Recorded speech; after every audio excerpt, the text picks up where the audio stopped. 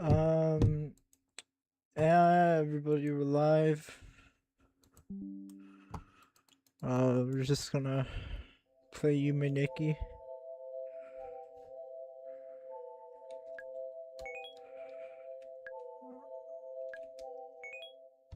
Alright.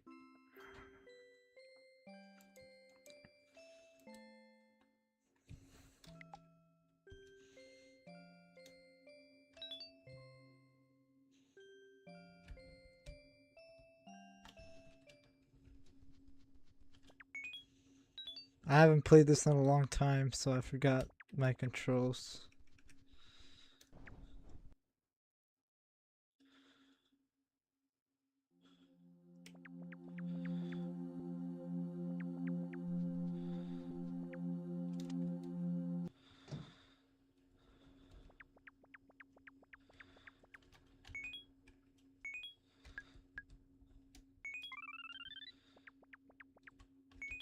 There's a tricycle.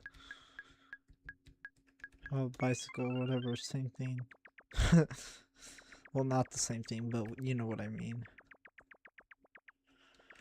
Alright, I'm gonna look at a tutorial, guys. Live.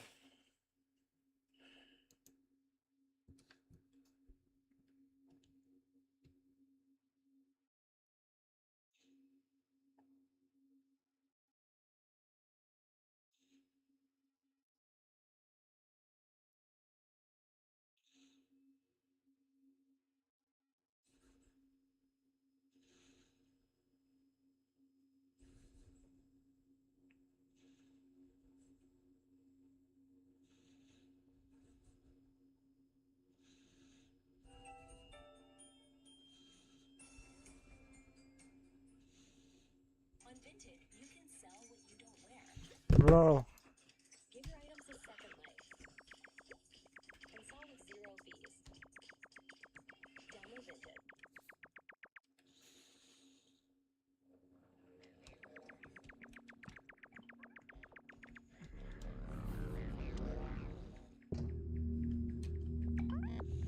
Alright, I already got the bicycle.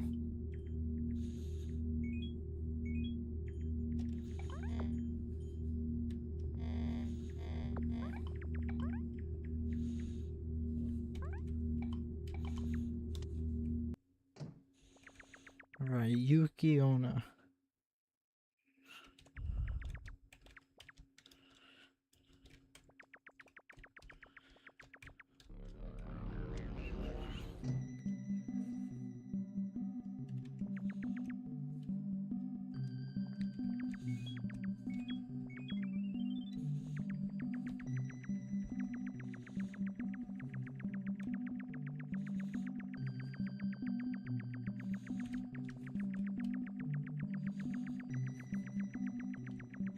I think I already got this one, I'm not sure.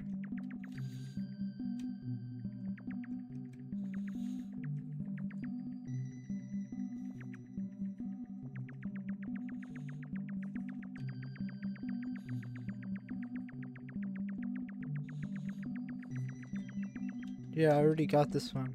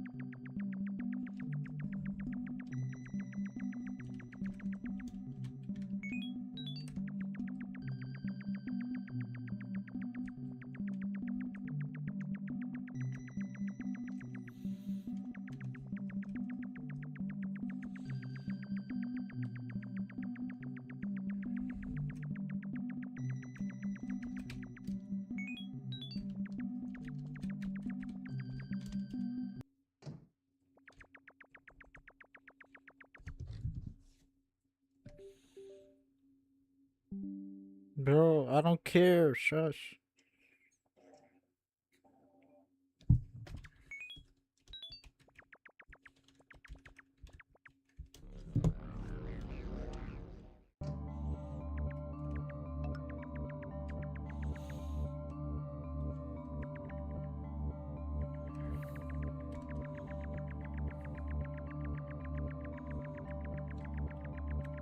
Wait, what?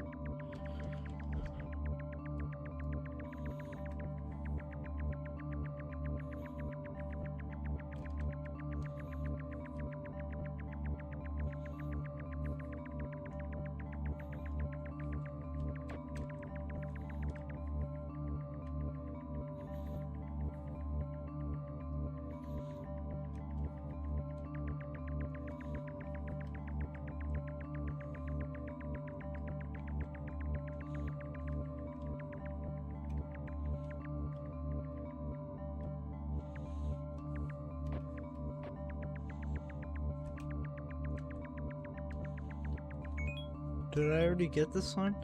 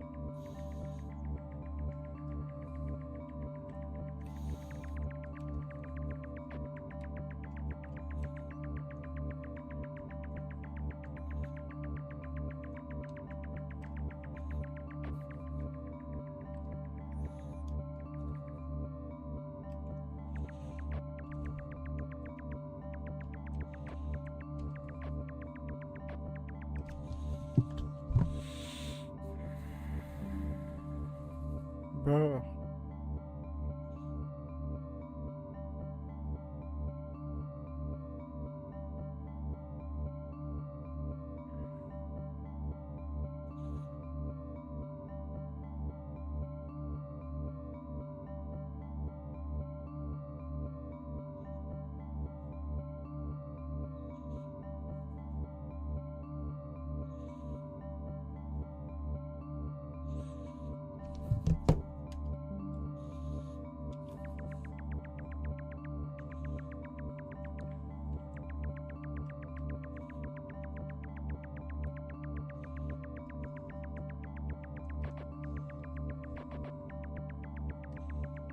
There it is.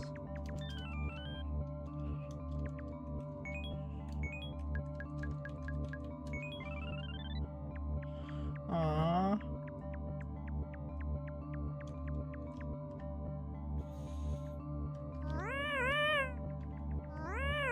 Son.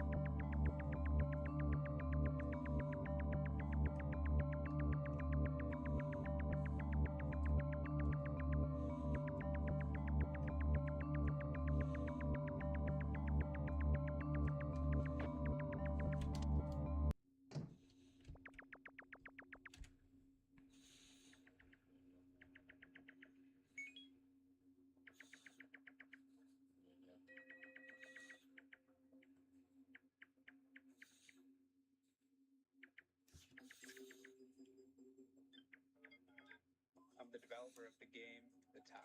I wanted to make a tower defense game. Bro, I don't care that you made a game called The Tower.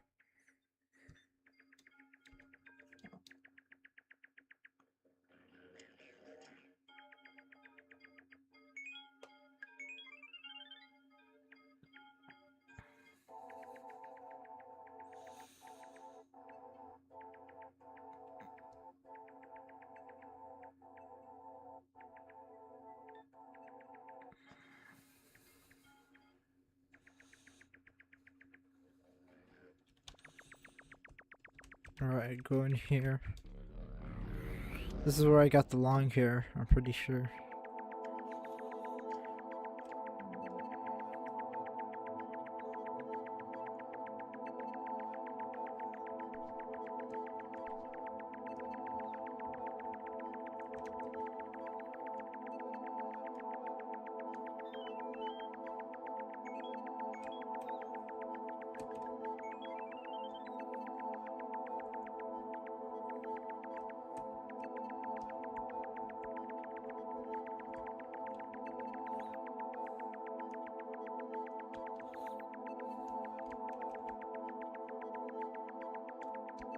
Wait, I'm lost.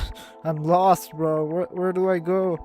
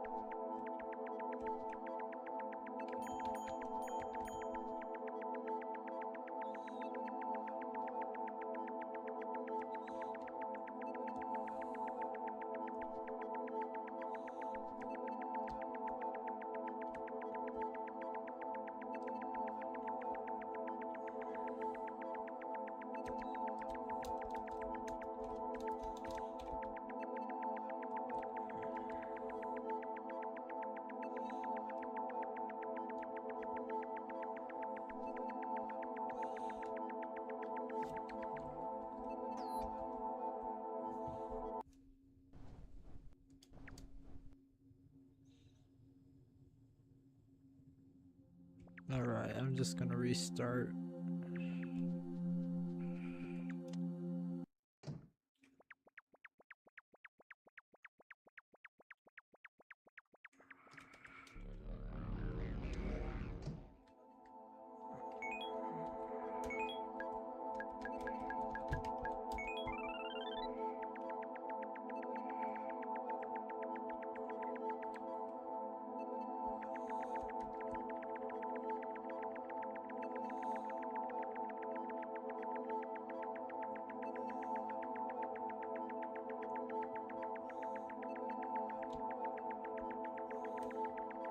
Wait, what?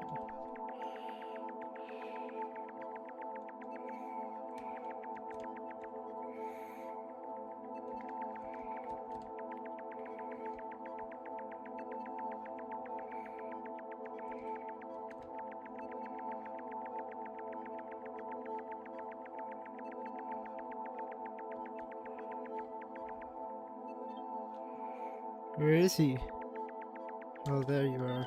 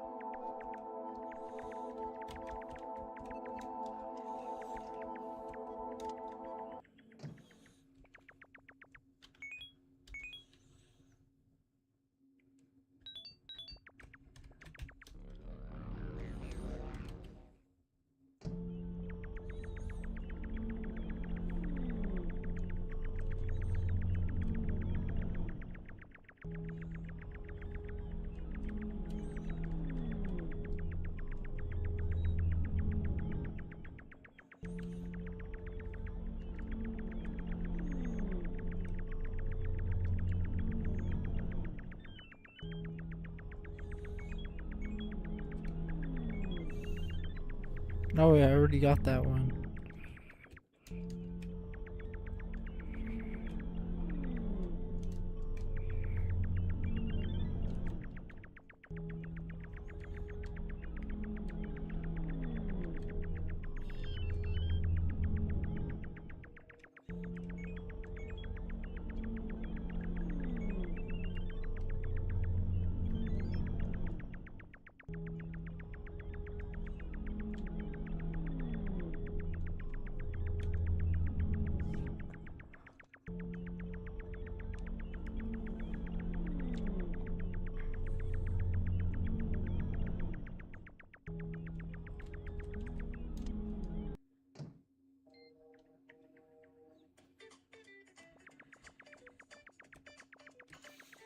Bro, this is goofy ass Uber Eats ad.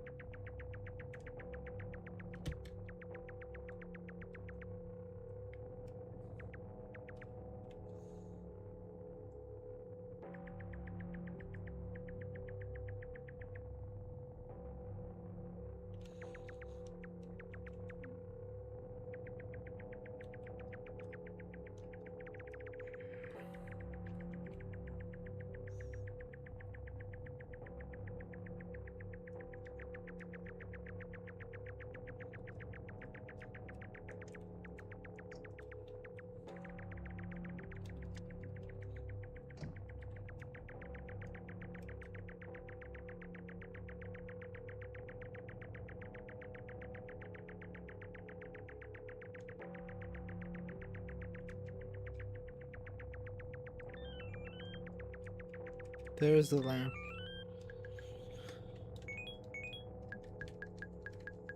Where's the lamp? There.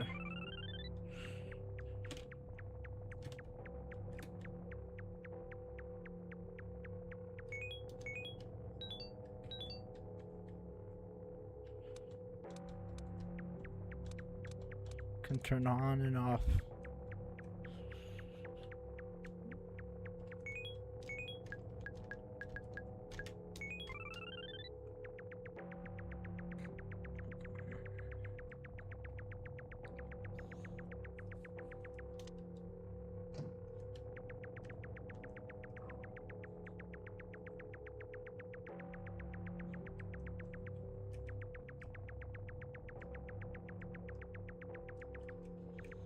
What the fuck are you?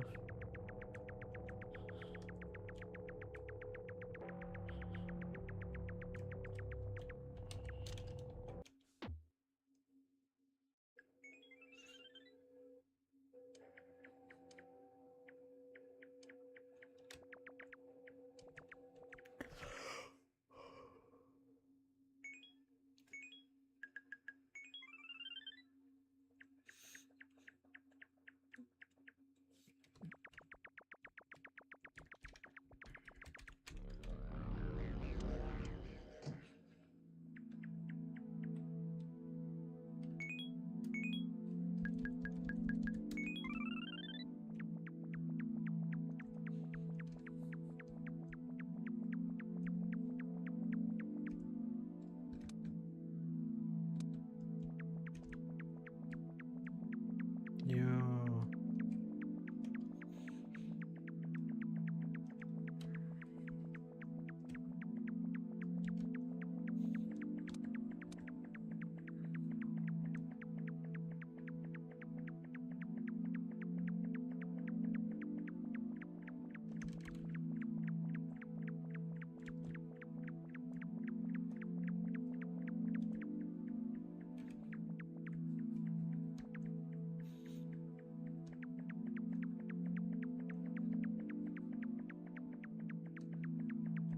It's like a hand.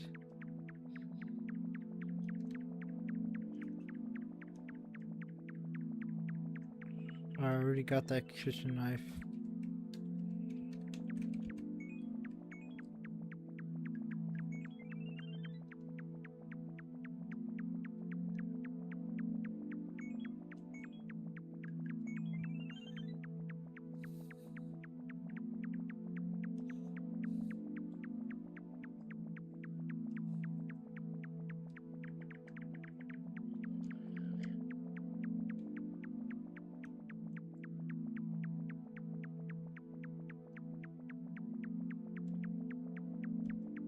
What are you?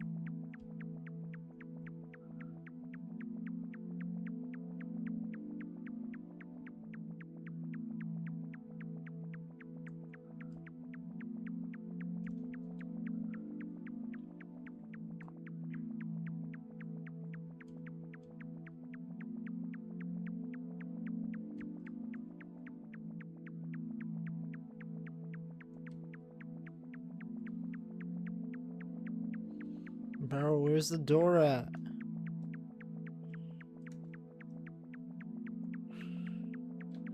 Whatever, I'm just gonna pinch myself.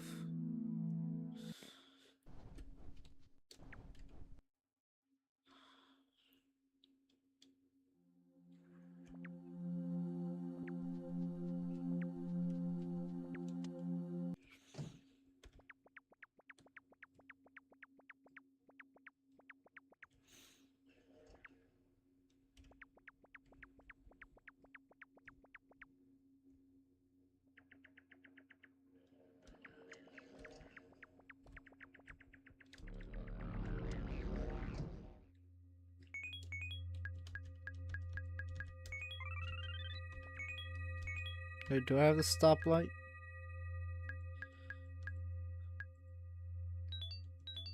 No.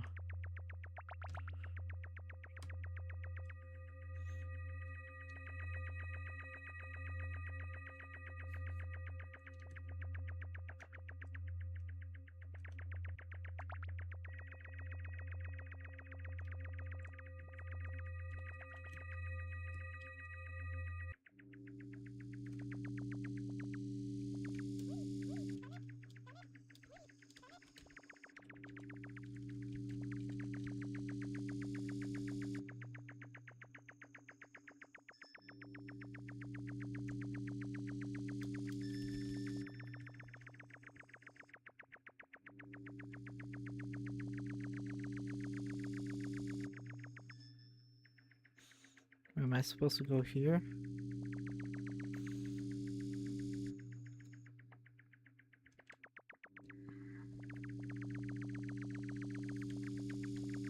What are those things?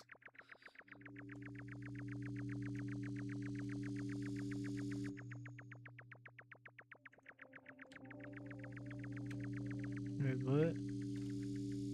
So he went there, and he went back.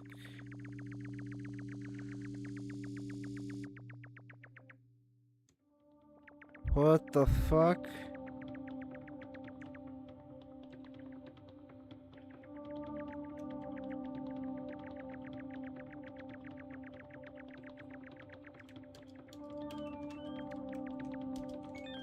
What the fuck? Is that a dead dude?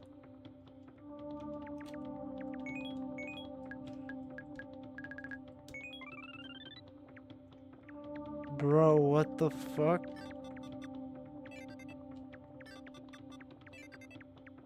What is this game, bro? This game is so weird.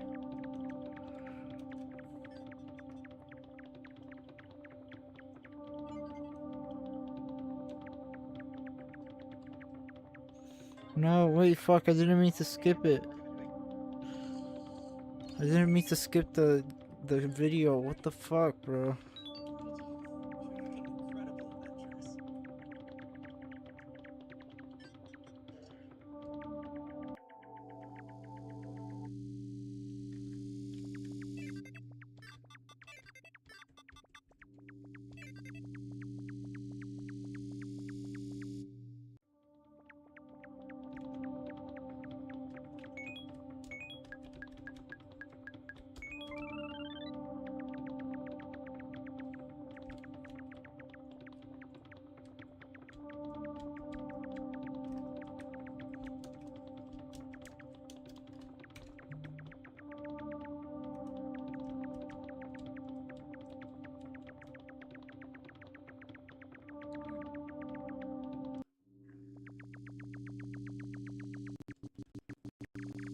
What the fuck was that?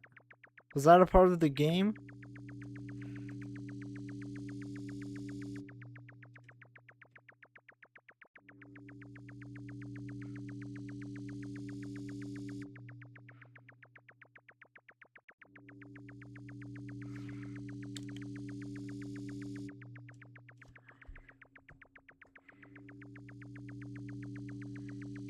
I'm just gonna pinch myself because I'm stuck.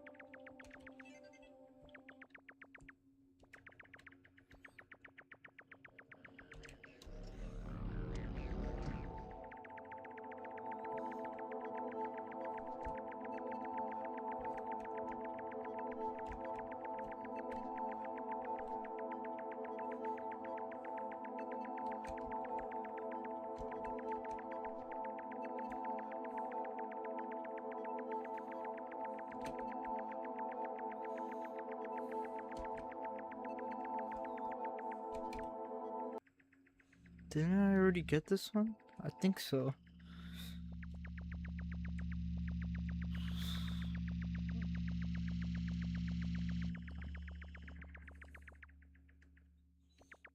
I think I got this one already. I'm not sure. Again, I haven't played this game in a while.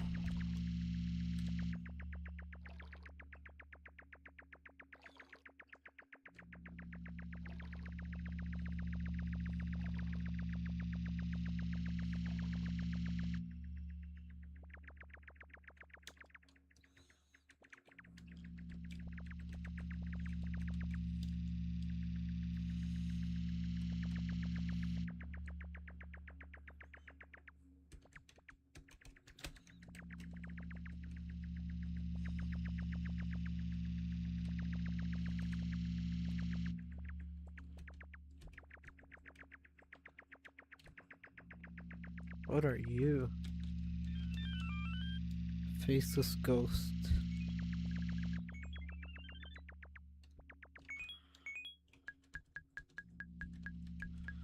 There's faceless ghost. Ah, faceless ghost. There it is. Yo. What the fuck?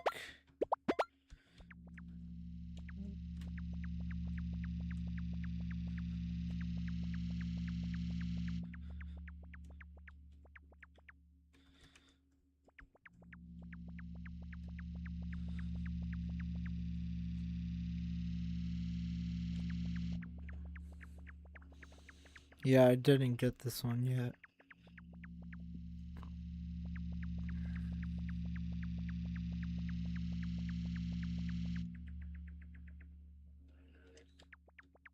I already got the witch. Let me just explore a bit more.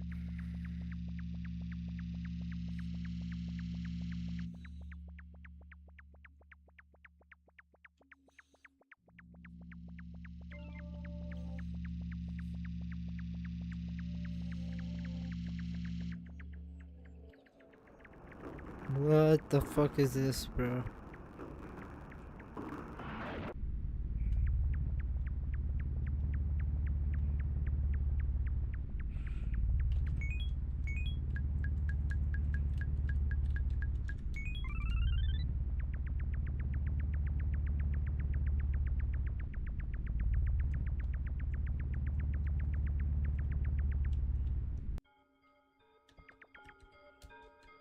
I already got the hat and scarf.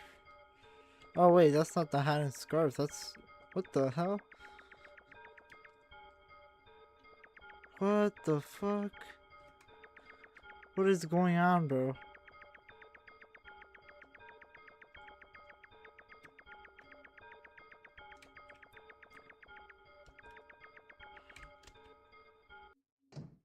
What? What was that? The instructor smashed on the display so hard that all the boys pissed their pants. What the fuck? Flute. I already got the flute. Poop hair.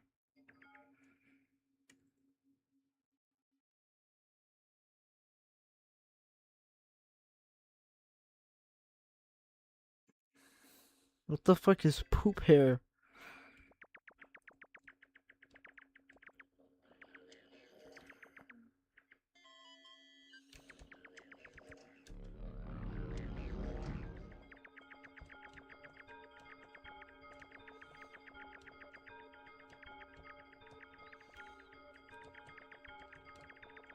Wait, what?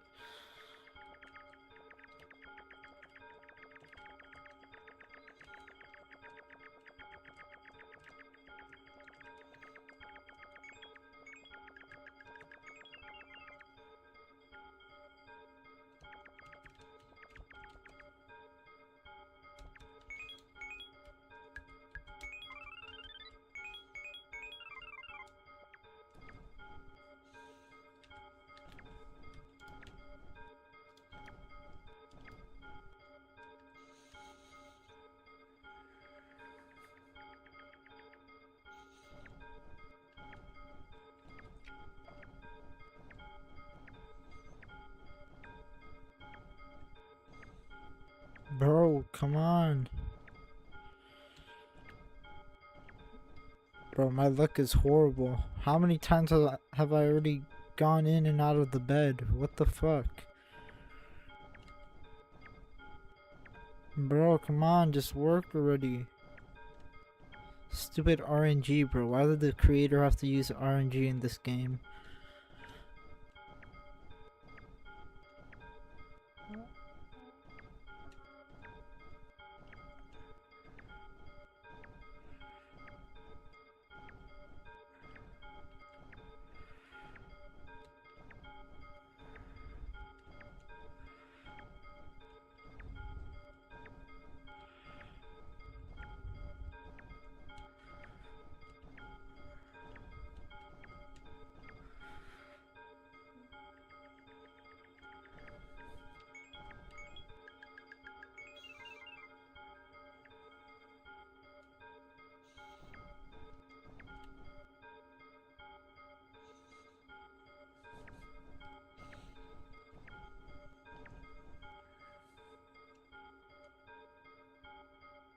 Do I have to wait?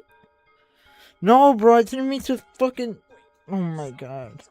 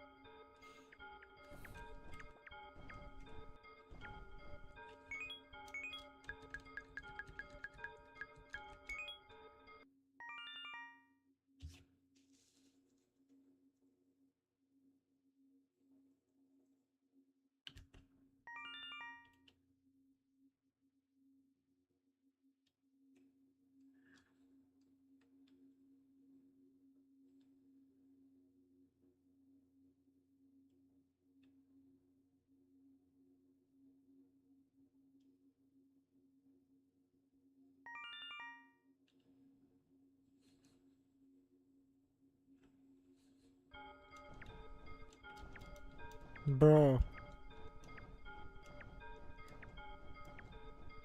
Holy shit, this is gonna take forever, bro.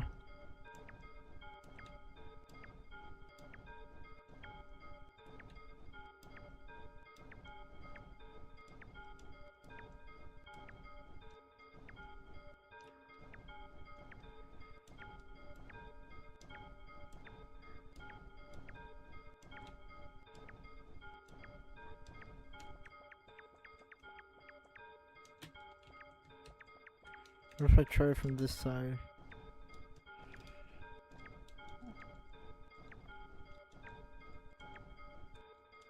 Bro, what the fuck?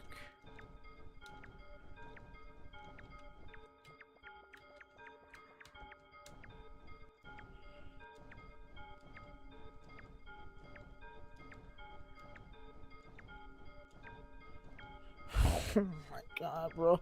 Even the egg was...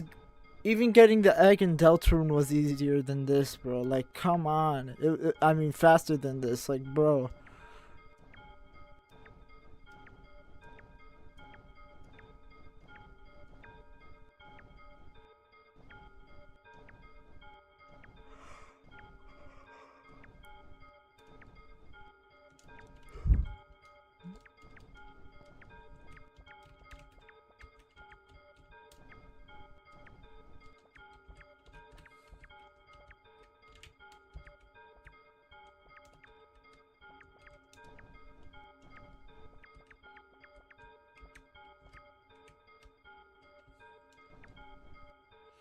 Bro. bro. I'm going to go insane.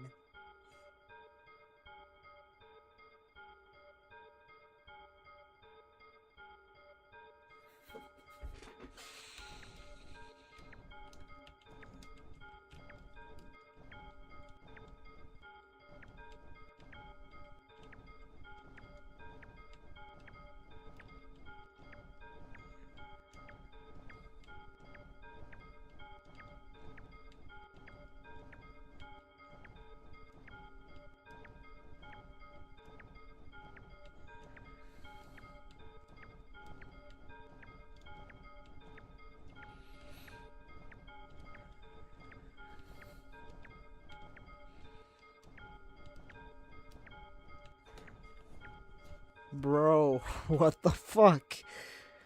When am I gonna...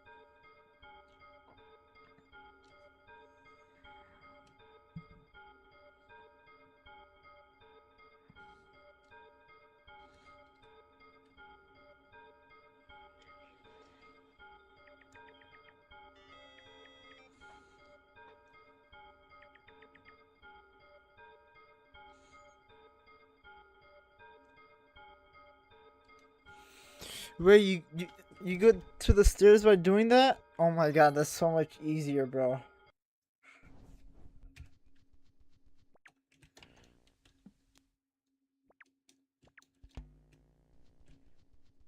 So go back to sleep. And then turn on the TV. Turn his TV on, turn his TV on. And then go back to sleep.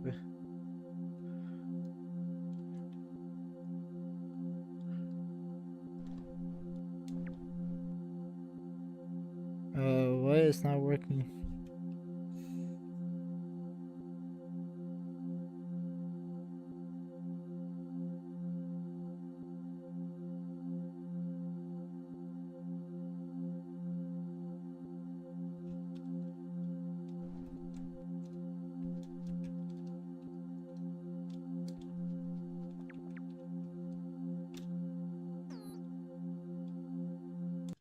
Is the TV on here?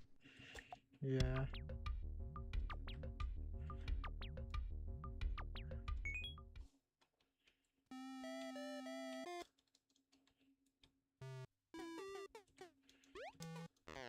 Ow.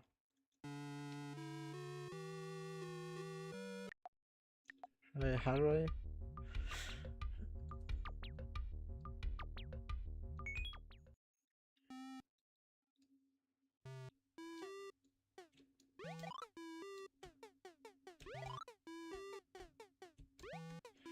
Bro, I jumped. This game is horrible.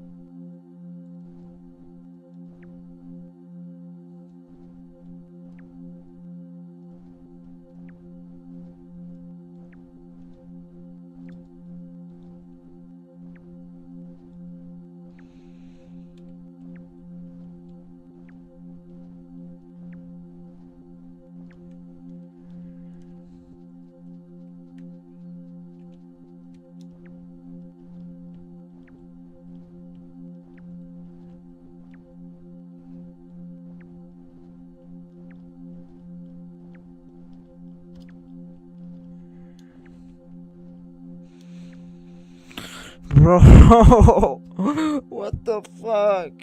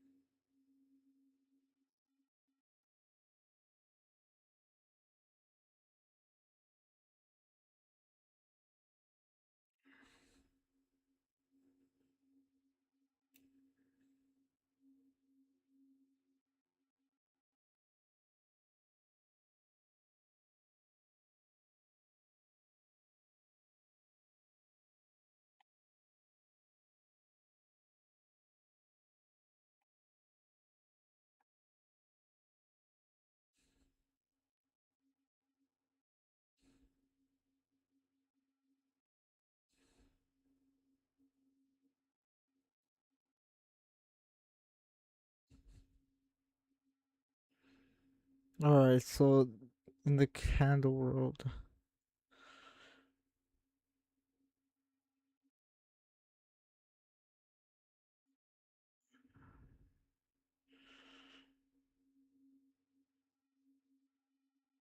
Where's the candle world at?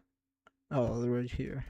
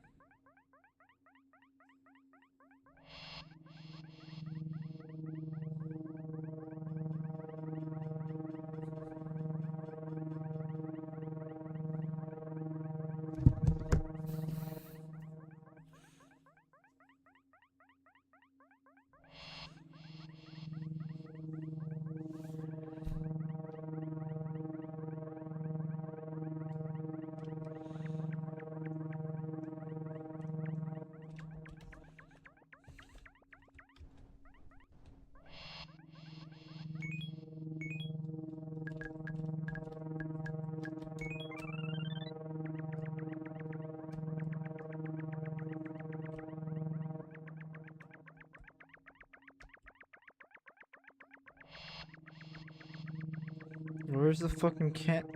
What the? Hello? Who are you? Alright, this should be able to get me there, right? Yes, let's go.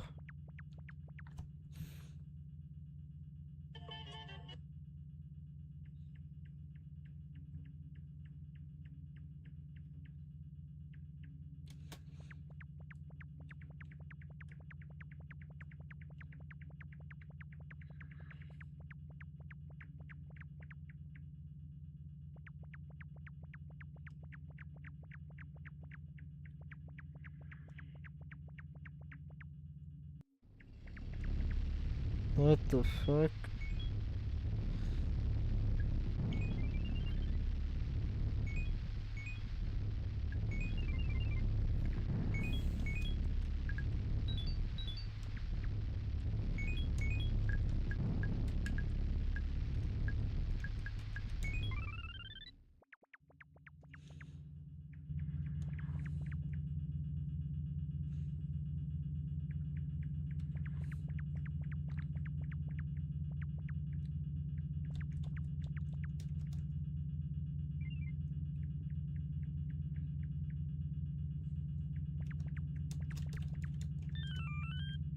poo hair.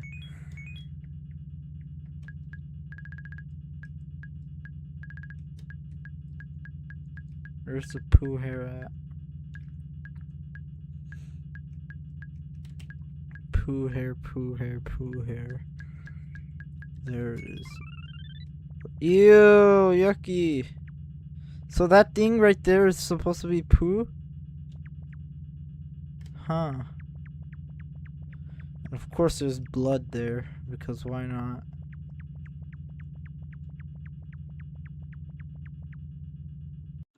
What's over here? What the fuck is this?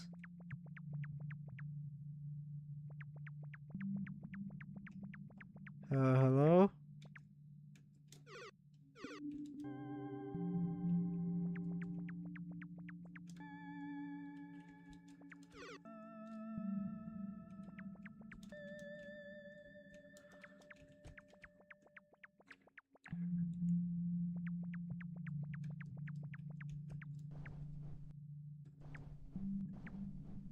Is this also a bed? What is that? Wait, I think I know what this is. This is from the OST, right?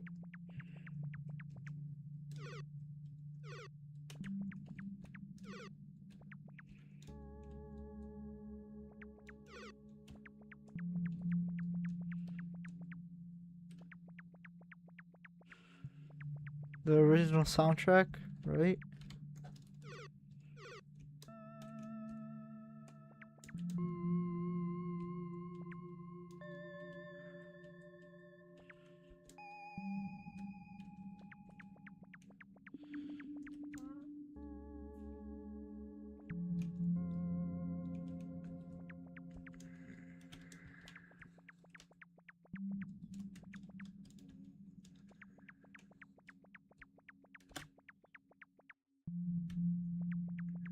What the fuck?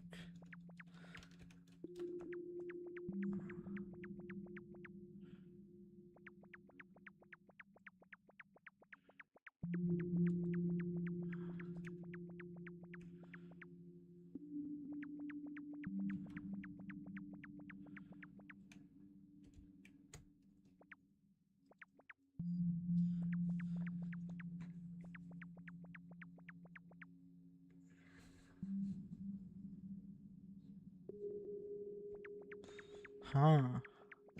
This game is so fucking weird, bro.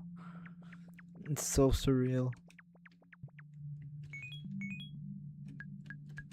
Like, look at this shit. What is this? And fucking, this poo hair.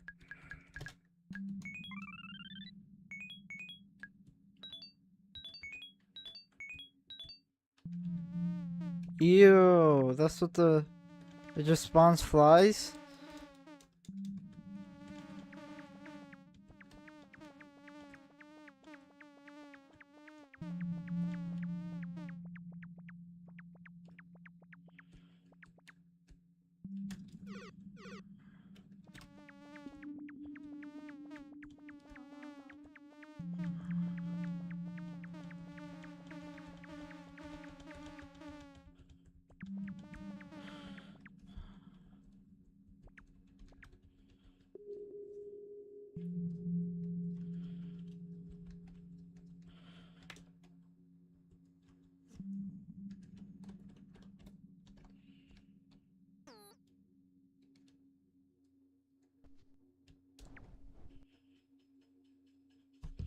Alright, what now? What now?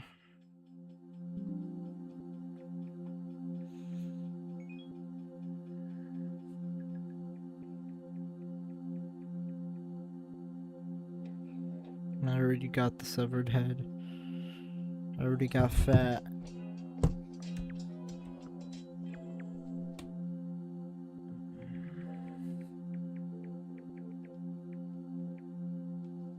I don't have the towel, so...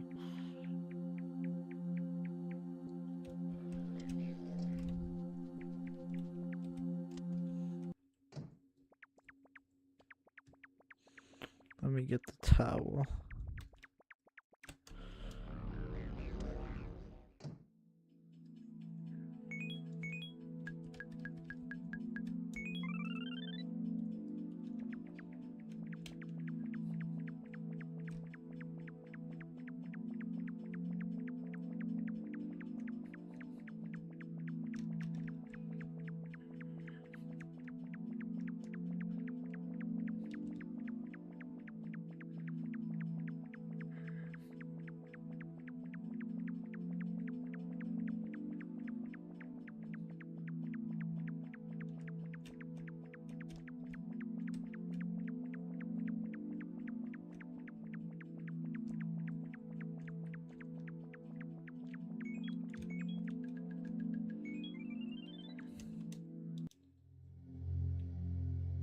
Alright, I've been here before.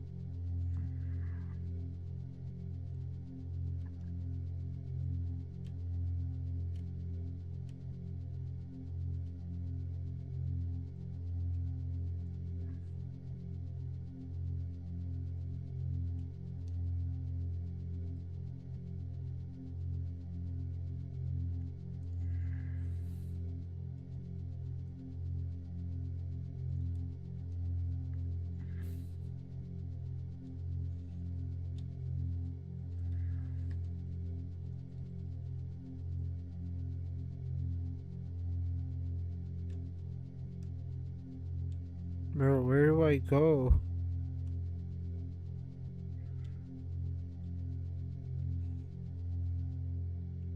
No, fuck, I didn't mean to skip it. Fuck, bro. Download Pixart.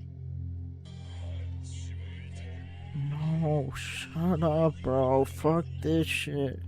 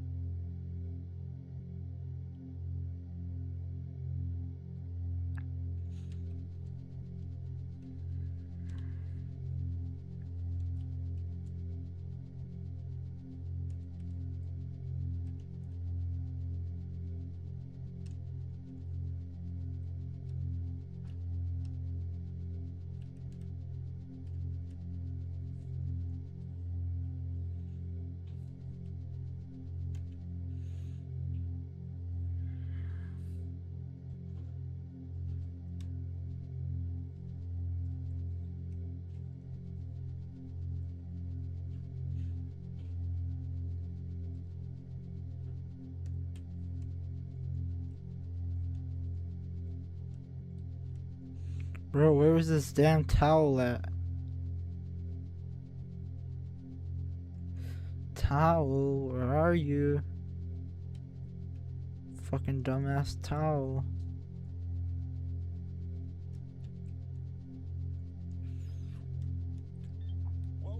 Bro, I did not mean to do that.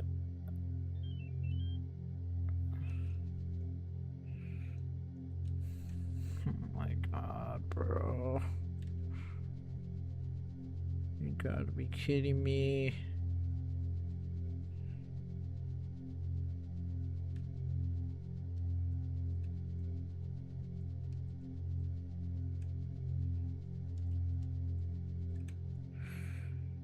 Bro, I did not mean to fucking...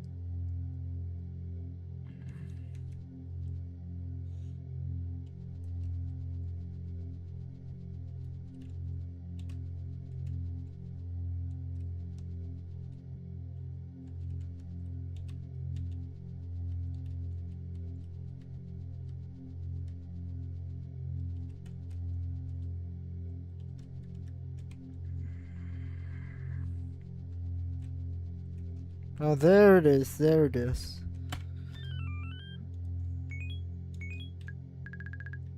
Where's towel, towel, there you are. Aww.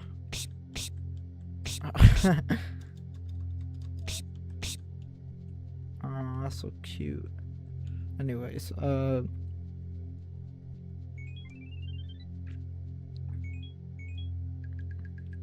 Buyo Buyo. What is Buyo Buyo?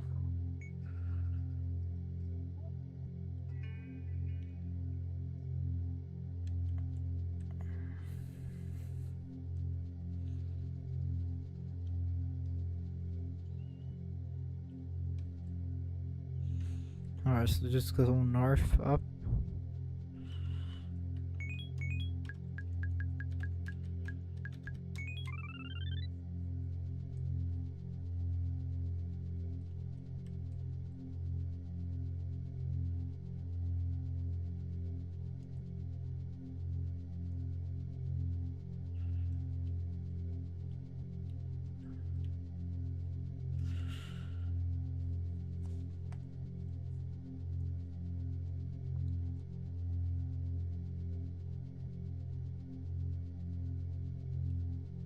Yo, what?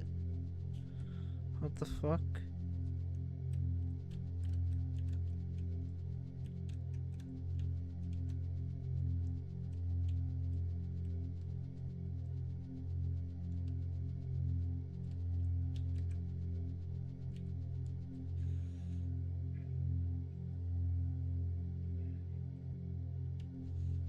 Oh wait, I have to go back.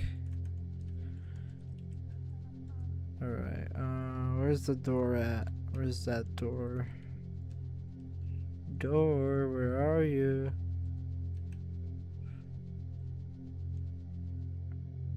Alright, so here and up here. Wait, do I go up here? What?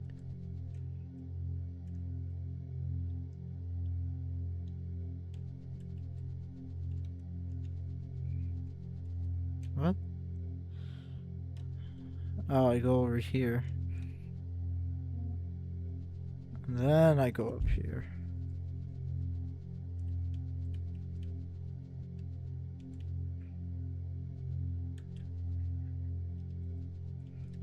Or do I? What? This isn't how it looks like in the tutorial.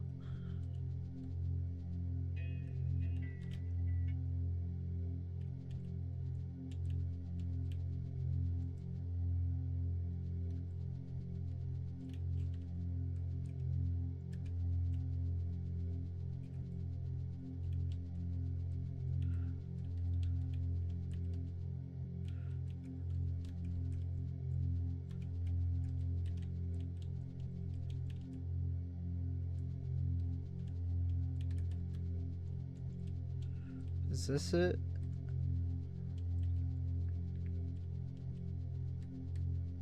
Yeah, this is it. Yo! This is the IDK Sterling theme song! Or however you say it.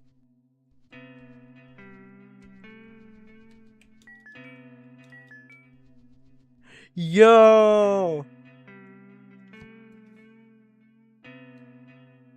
Here, let me clip that. I need to clip that, bro.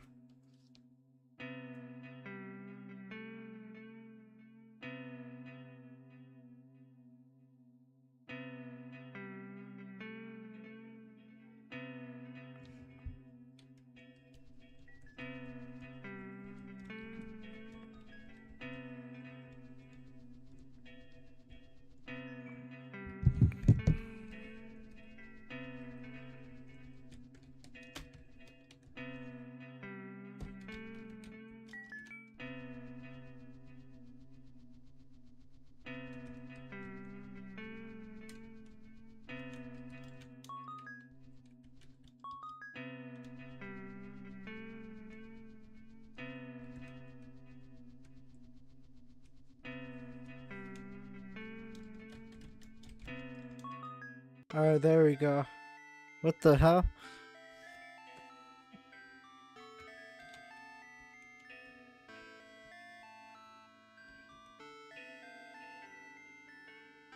A lot of work was put into this game, bro. That's crazy.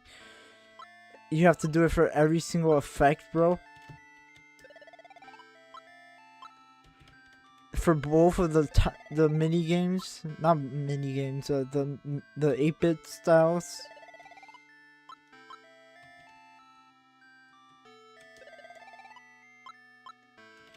and do all the effects. That's crazy, bro. Crazy dedication.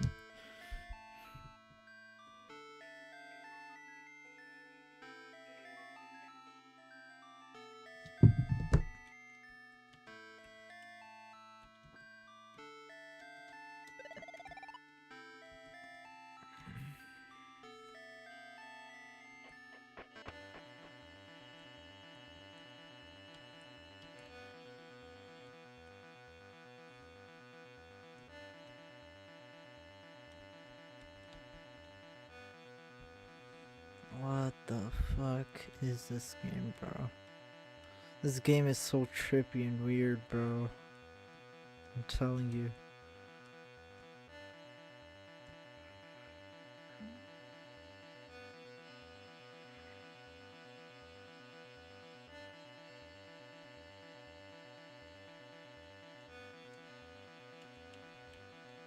Get closer to the voices. Bro, I don't care. I don't want to get closer to the voices, bro. What the fuck? Just want to see my tutorial, bro. I just want to see my tutorial. That's all.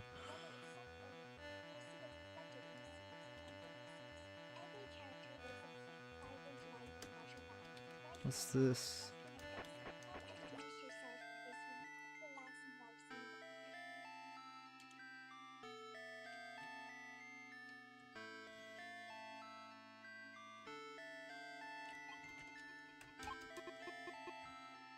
Seven nine four five three. 79453.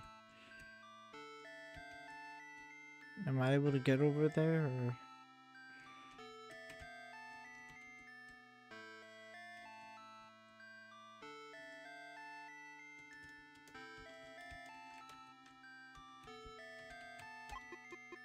Eight 88866.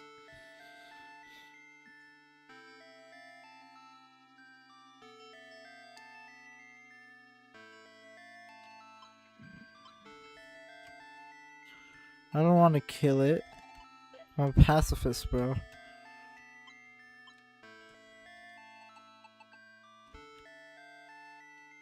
There we go.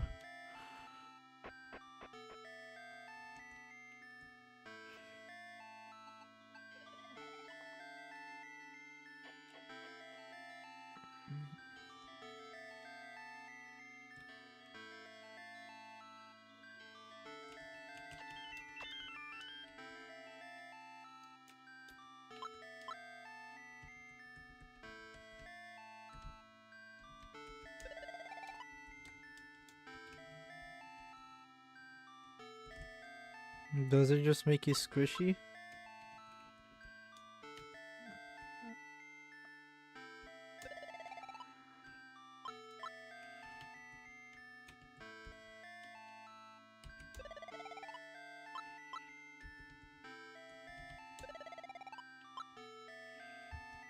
Oh, and you have to fucking do the actions of the effect too. That's crazy. The work put into this game is crazy.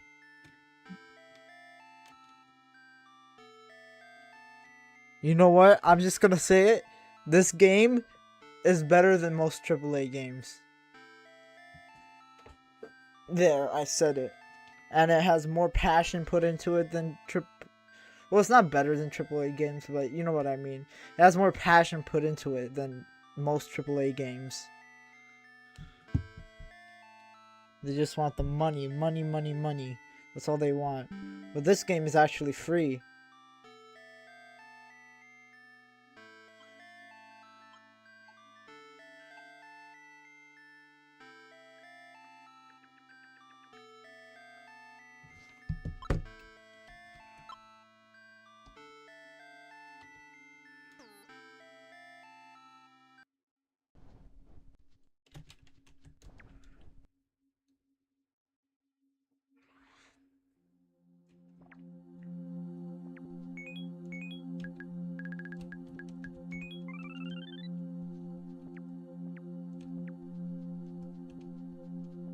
Yo. Squish, squish.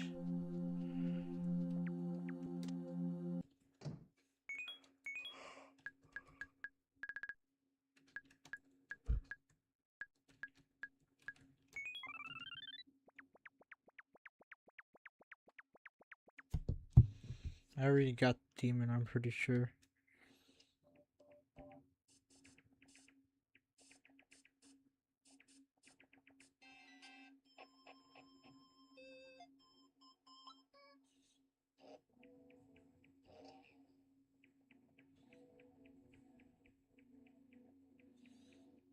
Triangle kerchief. What? Alright, let's go get the triangle kerchief.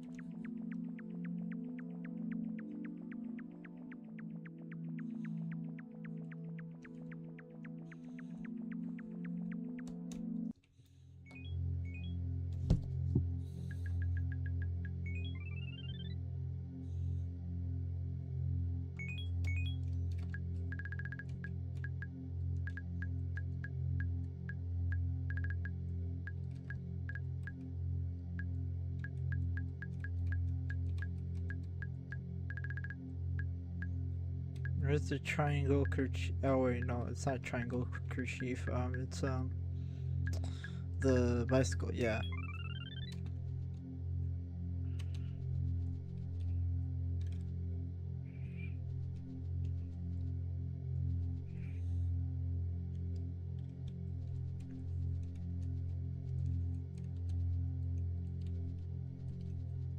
I love how cool this game is, bro.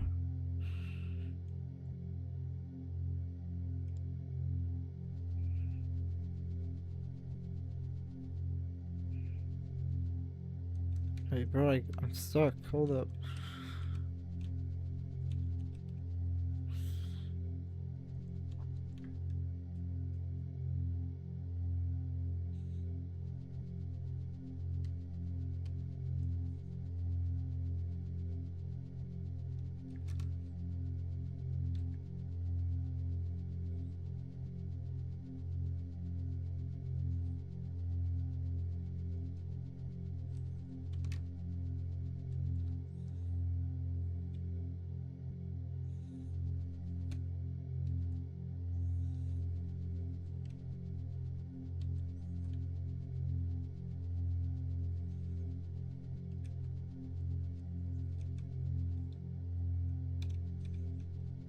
What the fuck are these things, bro?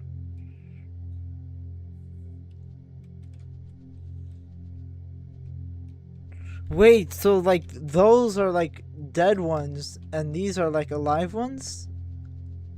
I think? I'm not sure.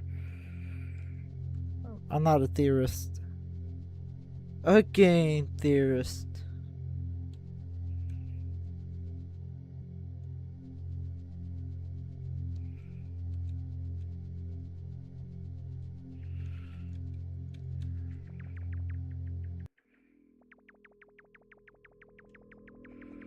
Alright, bro. What is going on?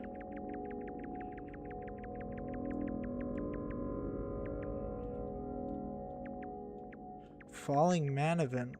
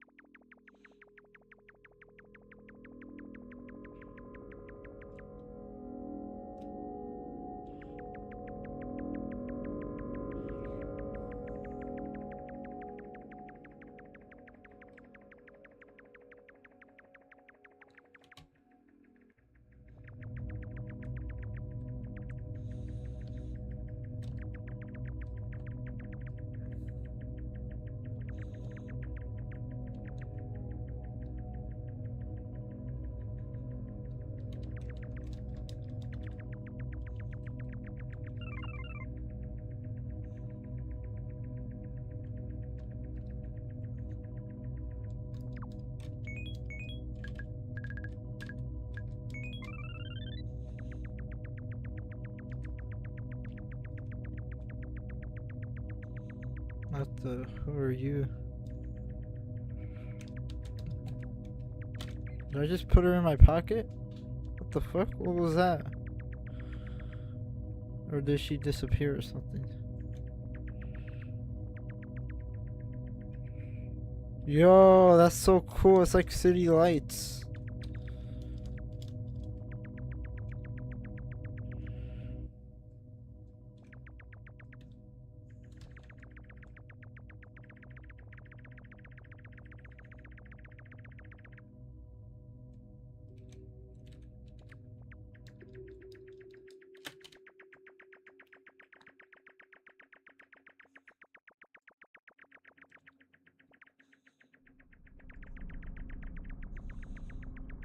This gives me like brutalist vibes.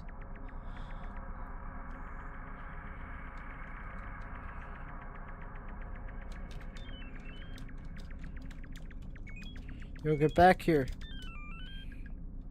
Spirit heavy. Oh, spirit headband. What? What does this do? Yo.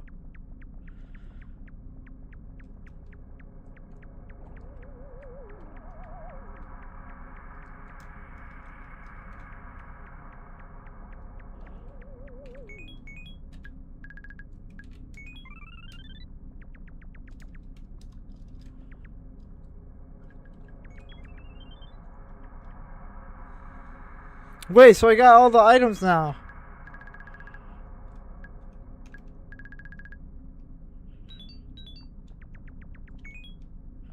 Wait, what do I do now?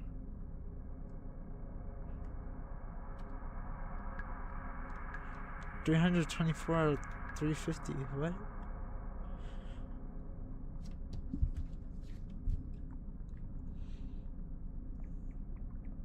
Did I miss one?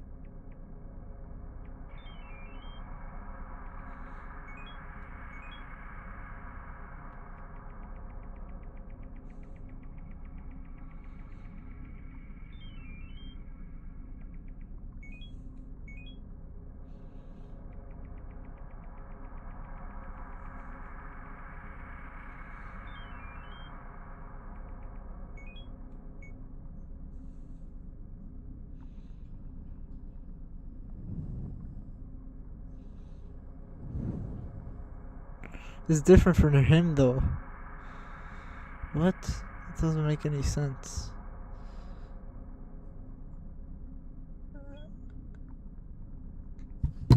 Alright, what do I do now?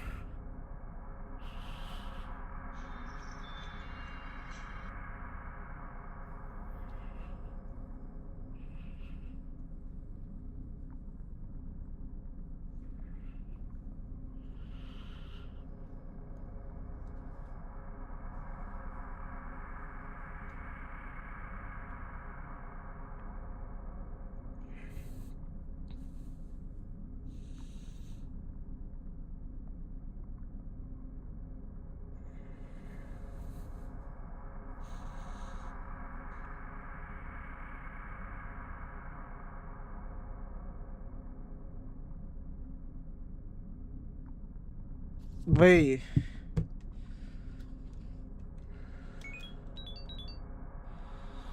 Alright, so 9.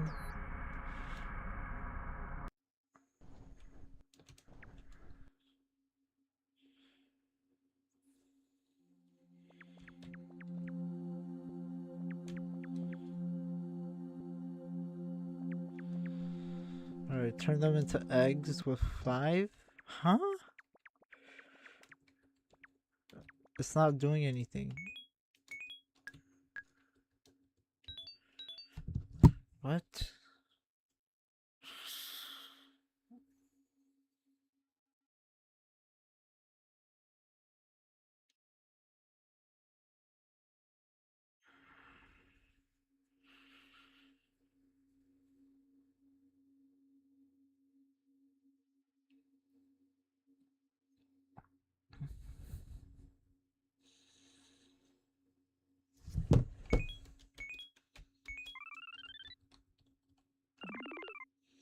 Oh, what?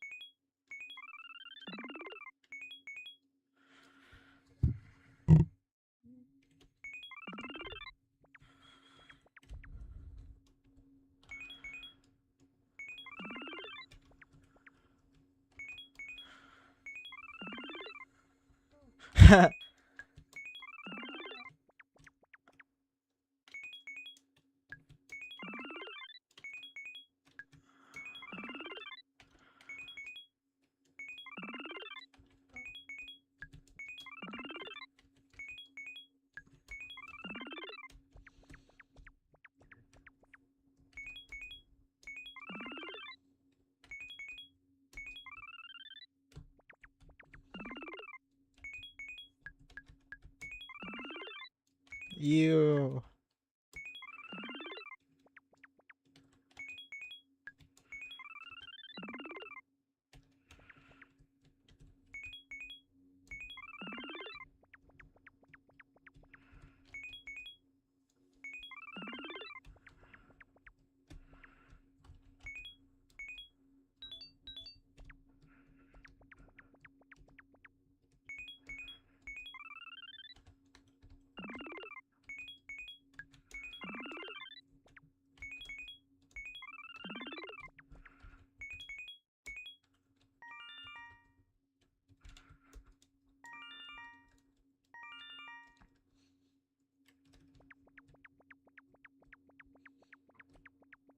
Is that all of them?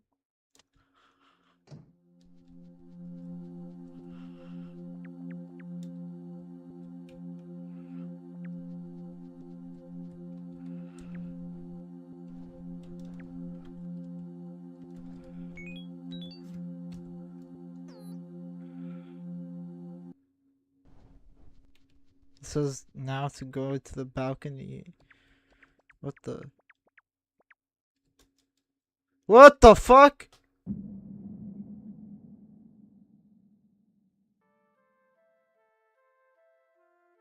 What the fuck, bro?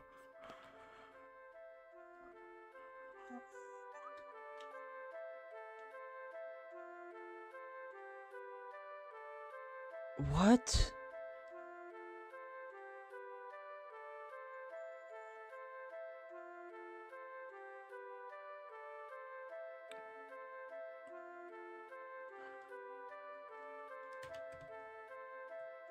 RPG Maker 2003.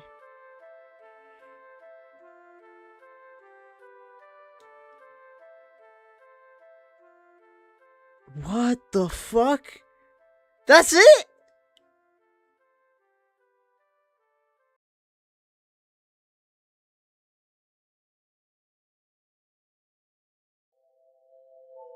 What the fuck? Is there a secret ending?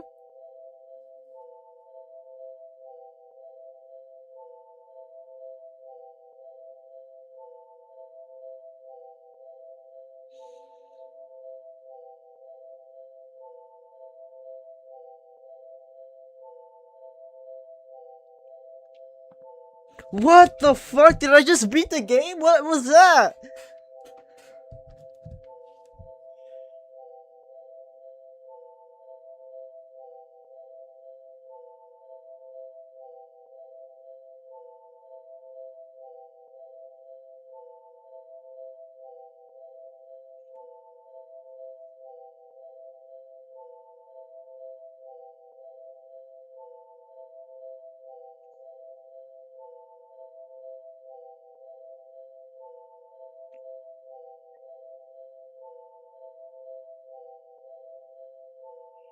Wait, what about Uboa?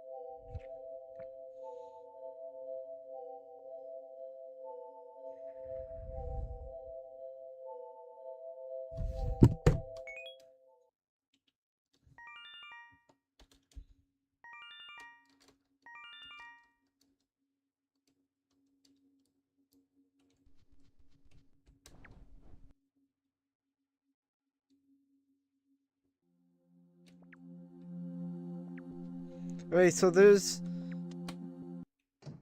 a secret area. Well, not really a secret area, but Snow World. Where's the Snow World? Is this a Snow World? Yeah, this is a Snow World.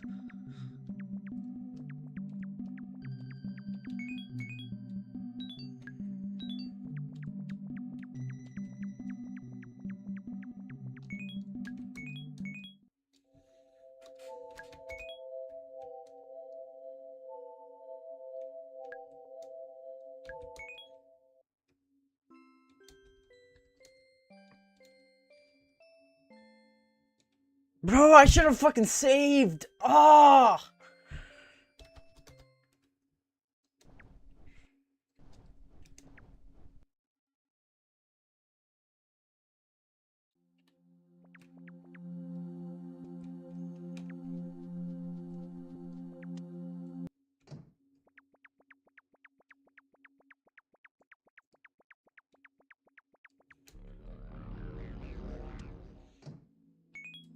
Wait, wrong one. This one, right? Yeah. Yeah.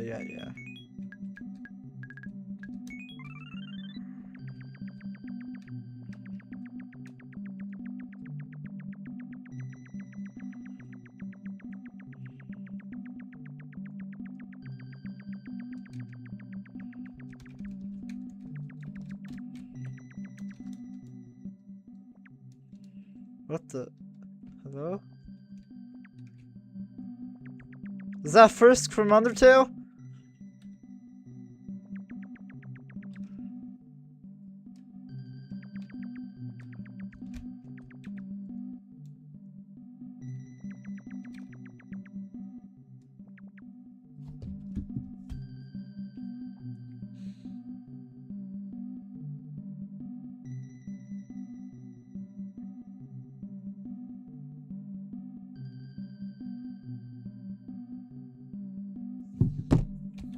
Where's the igloo? The main igloo with the water pool.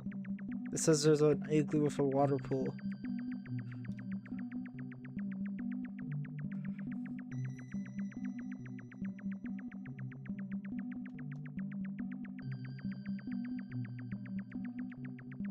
This one? Yeah.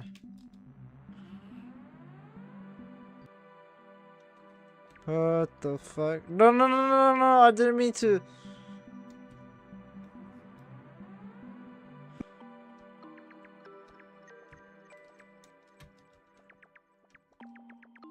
What the fuck, bro? This game is so trippy.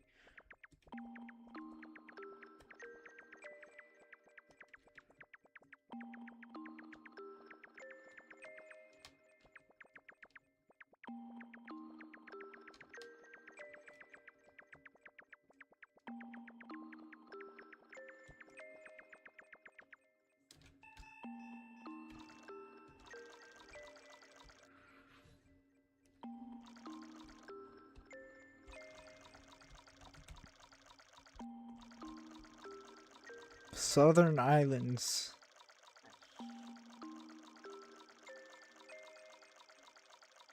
Oh, is that it?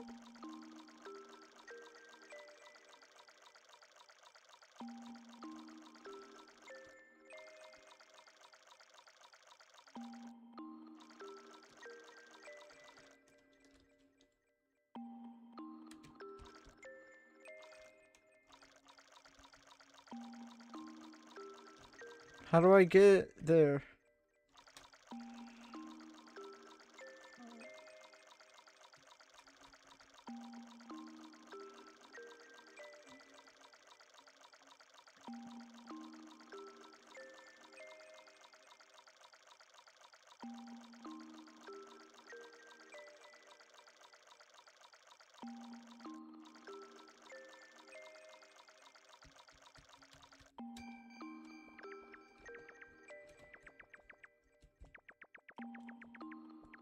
What the fuck, bro?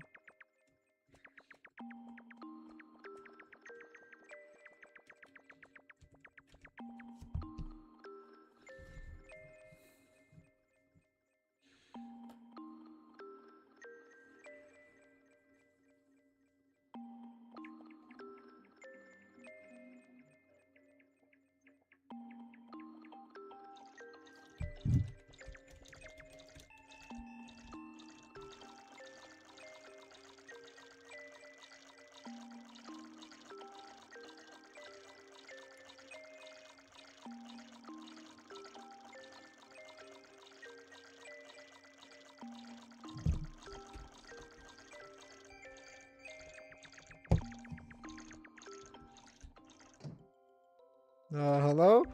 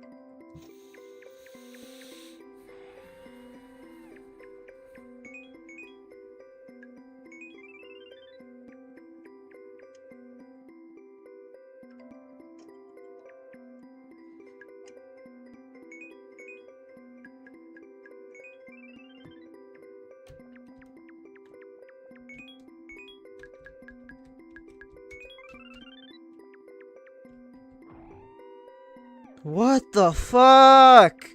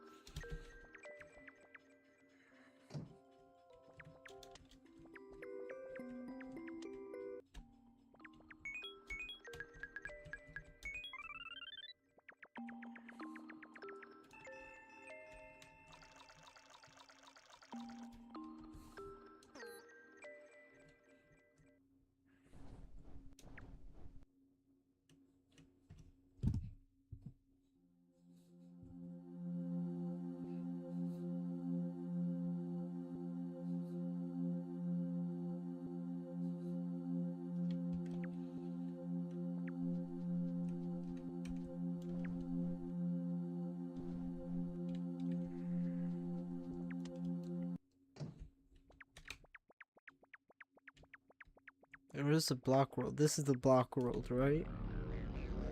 I think so. No, that's not the black world. Where's the block world? Is this it? No, that's the dark world. Not the. What the fuck?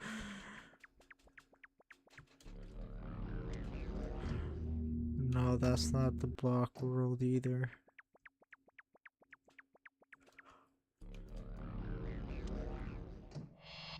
That's the candle world. Where's the block world at?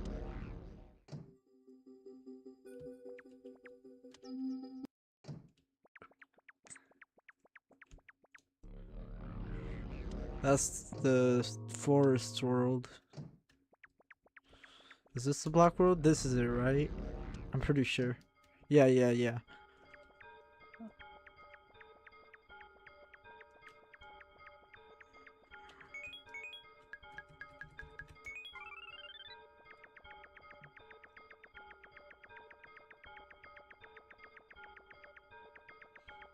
I could easily do this in a Roblox obby, right?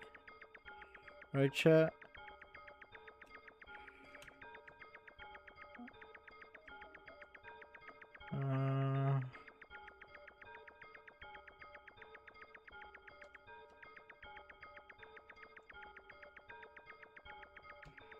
What the fuck?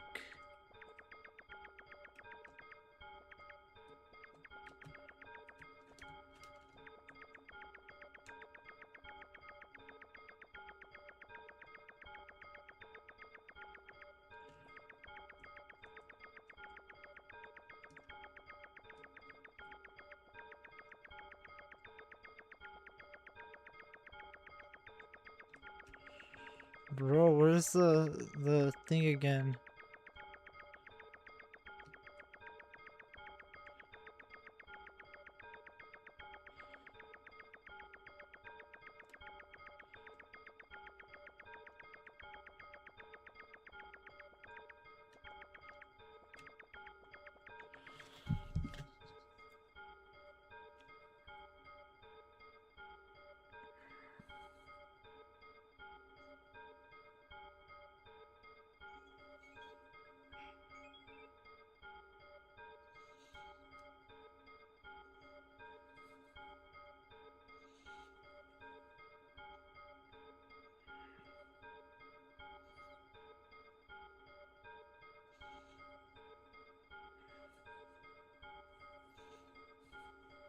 I just found an anime where Bro, shut up. Nobody cares. say something is happening.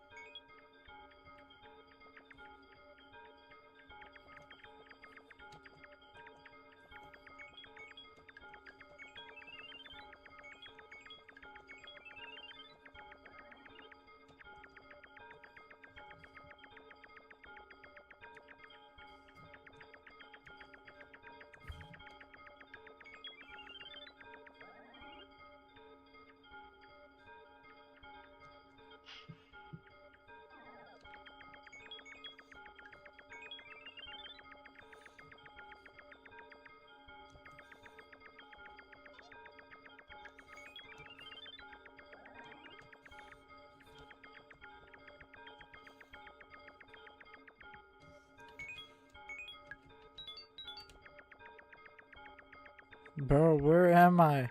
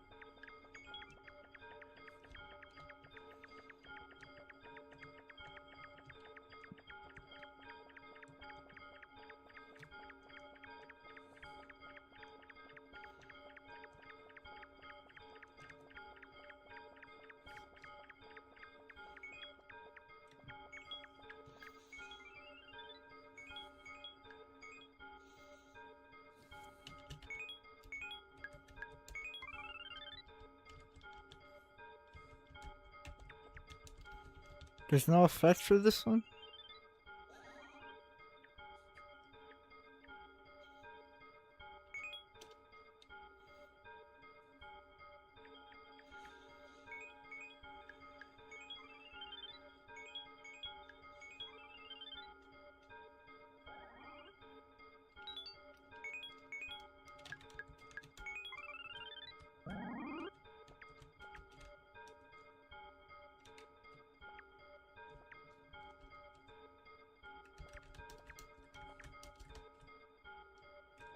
There it is.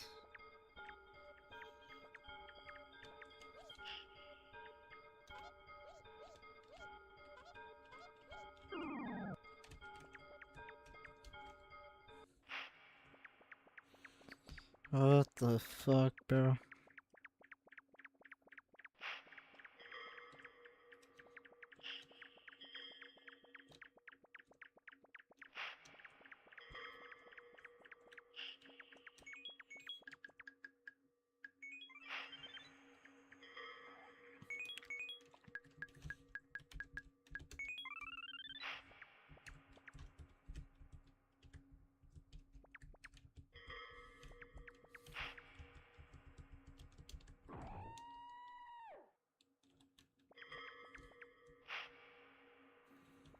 What the fuck?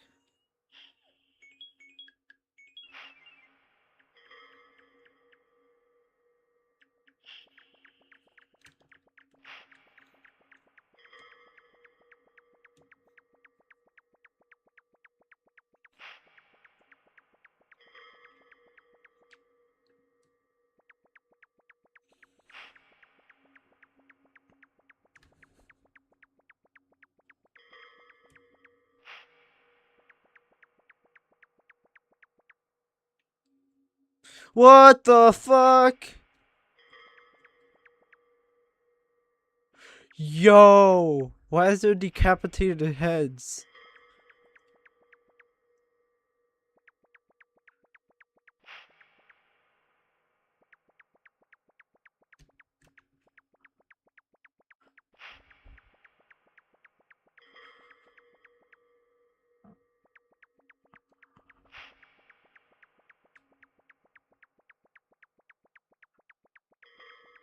Please tell me I'm still able to kill him again. Please.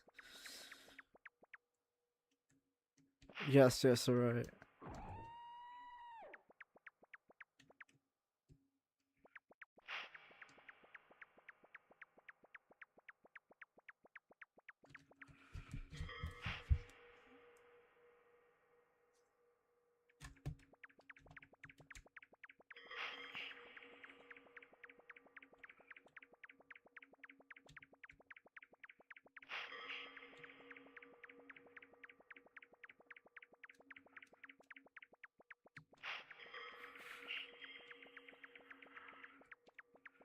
Hello?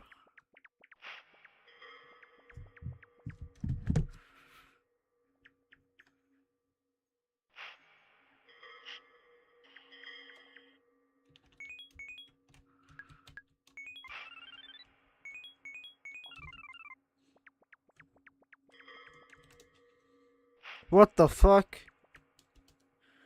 What the fuck, bro? What if I... What the...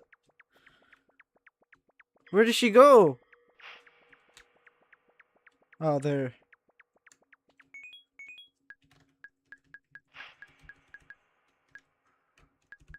What if I kill her? Nothing happens. Well... Here.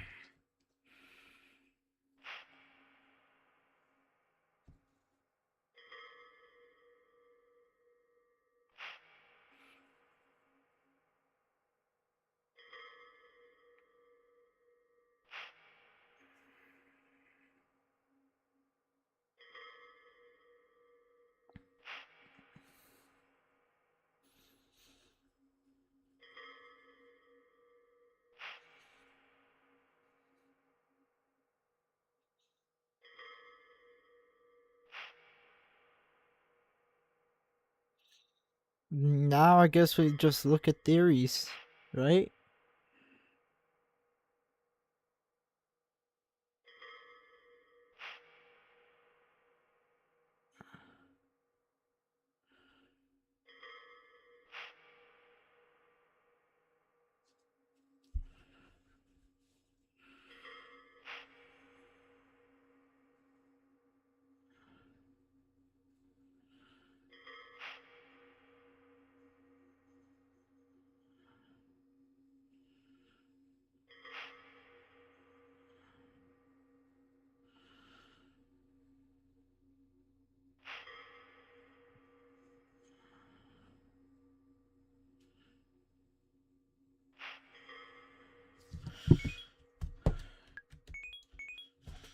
Alright, let's look at theories now.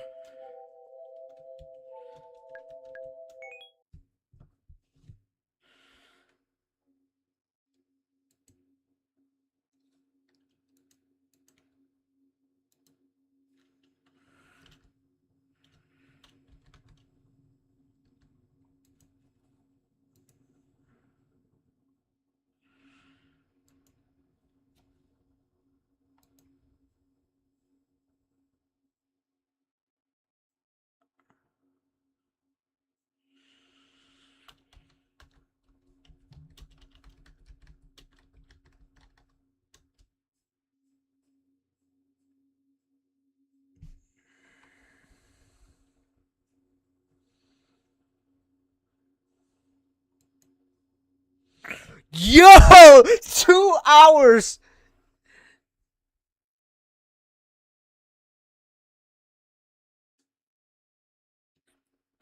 Two hours Pretty of useful. theory. Pure Maybe theory, where's the bro. golf cart? Let me join this guy's Discord. No, I don't want fucking Liberty Mutual, bro. I'm gonna ask him if I could react to his video.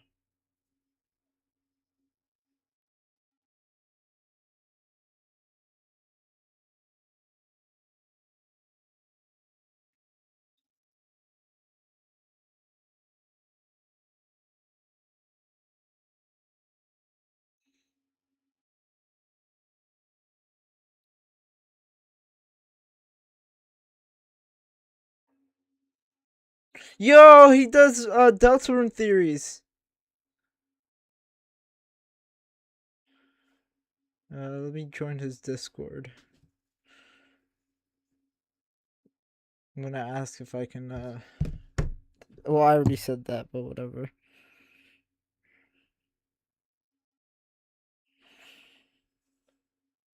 Oh, it's fucking over 18, bro.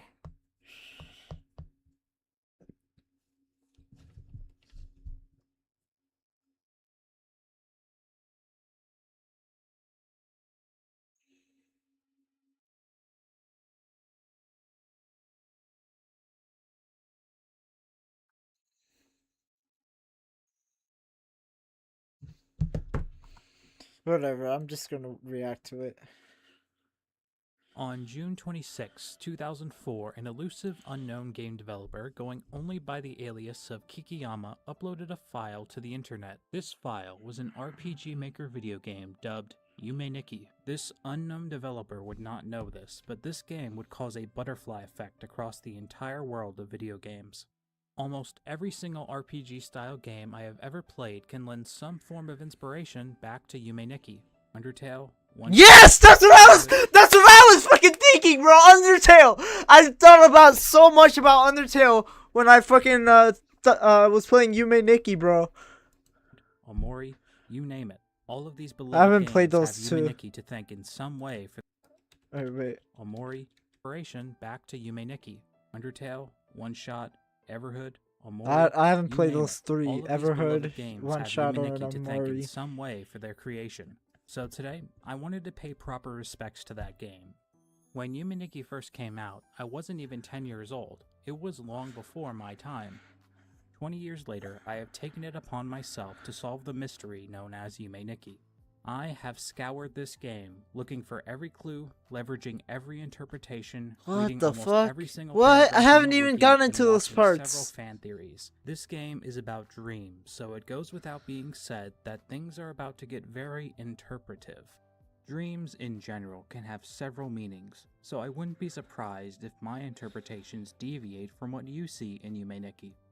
So, while I am drawing conclusions about the game for myself, you are more than able to pull separate interpretations. This game is a massive onion. A game of this size requires context. A lot of context. Well, would you look at the clock? Looks like it's adventure time, so come along with me, and I will take you through the story of Yume Nikki.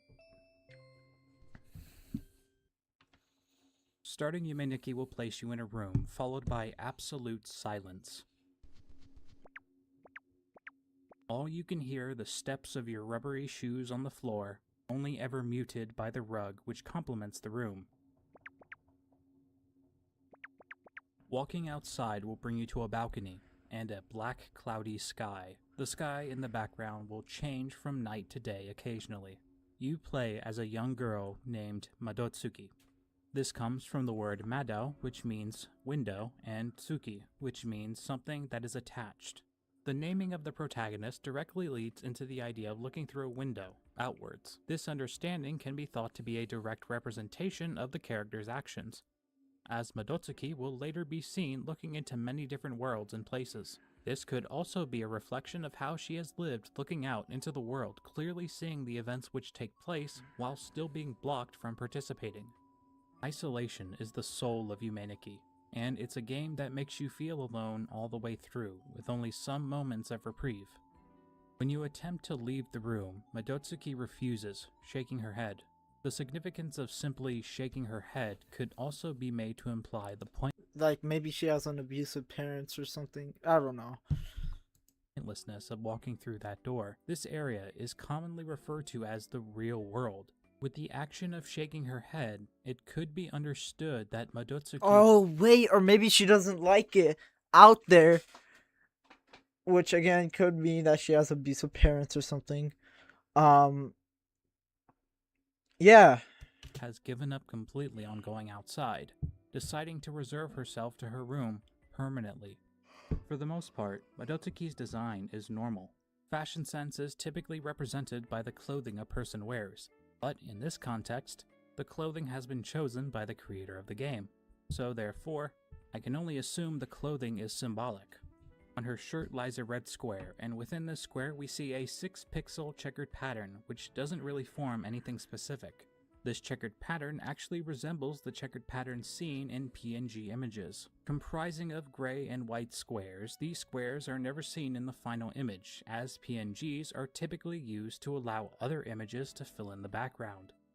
The implications behind Wait, does this that design mean she choice has a are hole in her vast. chest? This could mean that there is a sense of nothingness or emptiness within Madotsuki. Or perhaps there is a space where her heart would go, but you can see right through her and find nothing. Like I mentioned before, you are not supposed to see this checkered pattern in the final product of the image. So, the presence of this pattern could point towards something regarding how Madotsuki perceives herself. She might believe that there is a mistake deep inside her heart. This pattern could represent how Madotsuki feels like there is something wrong or incorrect inside her. You usually don't see the pattern unless the person making the PNG image has made a mistake, so perhaps Madotsuki believes herself to be wrong in some way, or even that there is something missing that was removed. A more outlandish interpretation, to be honest.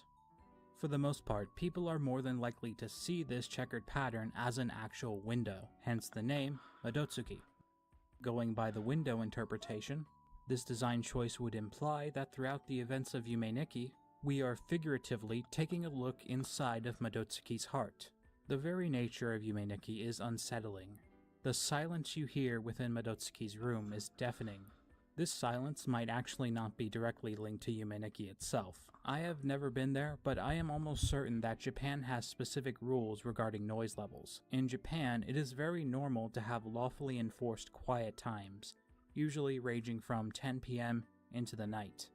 On places such as trains and buses, people are expected to remain quiet as to not disturb other people. This would track back to Madotsuki's nature, as any loud noise could potentially bring a complaint and social interaction that Madotsuki is trying to avoid. Across the room are several pieces of paper, at least I believe them to be paper.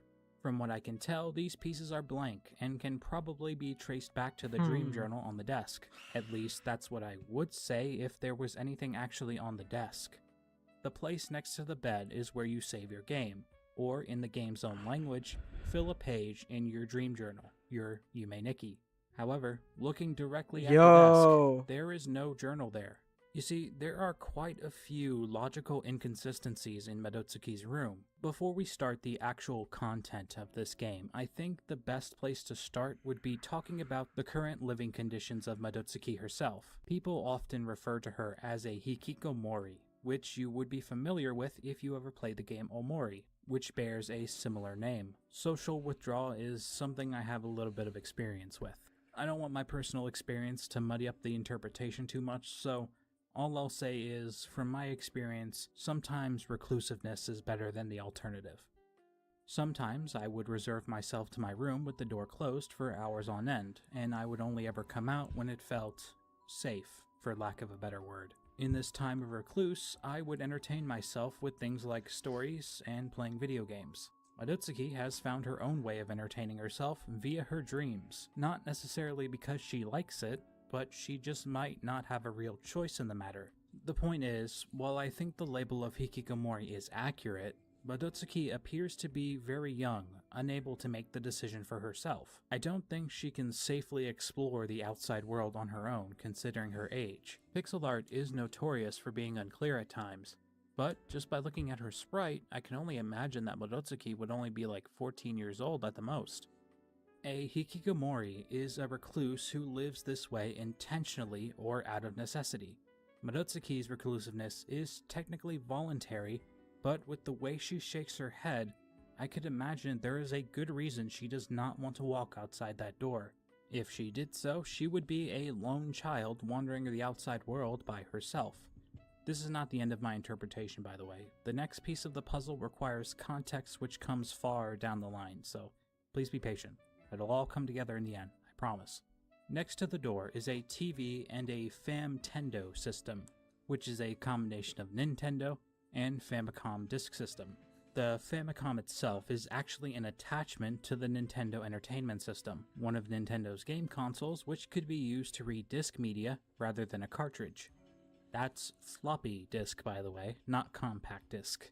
Thankfully, I'm not old enough to remember these, but I guess these were these little square plastic discs that could hold media. This explanation is actually very important for identifying the exact time frame which this game takes place. 90s, right? If we were to use the era of the NES as a reference, 80s. we could easily place this game somewhere in the range of 1983 to 1993, maybe a little bit afterwards. Not a small or accurate range, but I think it's good enough for now. The Famtendo system has a single game on it called Nasu, which means eggplants. The significance of eggplants in Japanese culture cite them as a symbol of good fortune, and more specifically, giving dreams of good fortune. Dreaming about eggplants is a sign of good luck, and it stems from a saying in Japanese folklore, which goes by something along the lines of, Ichifuji ni taka san nasubi. First, Mount Fuji, second, a hawk, and third, an eggplant. If you dream of all these things, you will have good luck in the coming new year. Nasu is bare bones, but it's a game within a game, so what are you gonna do? Really, the way I see it, this game is about manifestation. If Madotsuki can catch virtual eggplants within this video game, then maybe she can bring good fortune to her life. Manifestation is the psychological concept of bringing ideas and thoughts into the real world by just envisioning them within your head. Yay! Manifestation is mainly useful for setting goals and properly planning to achieve the goals you want. Well, that's it. This has been Yume Nikki. I can see why people like it. It's pretty nice and wholesome, but I honestly did not expect it to be so short. I guess the only thing to do now is Go to bed. just take a nice deserved rest and enjoy a peaceful night of sleep.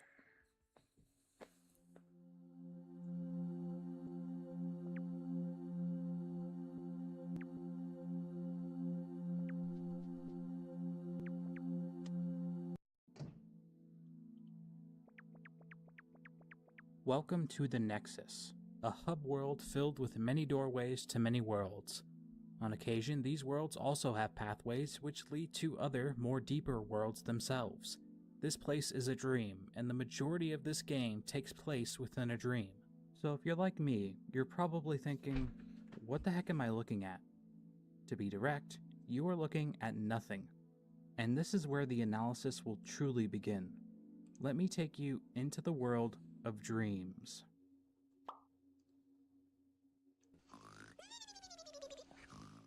To start off, what are dreams? Well, we don't know, but like most things, we can guess really good. Dreams typically happen when you're asleep. It is possible to dream while you're awake, but that's typically regarded as just a hallucination. After allowing yourself to rest, you will enter a state of light sleep. No dreaming yet, but your consciousness is saying goodbye. Your eyes begin to move back and forth, and you start to breathe more slowly. Soon, your brain will start to produce delta waves, which are seen predominantly in moments Delta. of Wait. Hey! I saw that, bro. waves, which are seen predominantly in moments of relaxation and deep sleep. Delta waves are also believed to be connected to memory consolidation, which is very important for the context of Yume Nikki, the final stage of Here. Uh.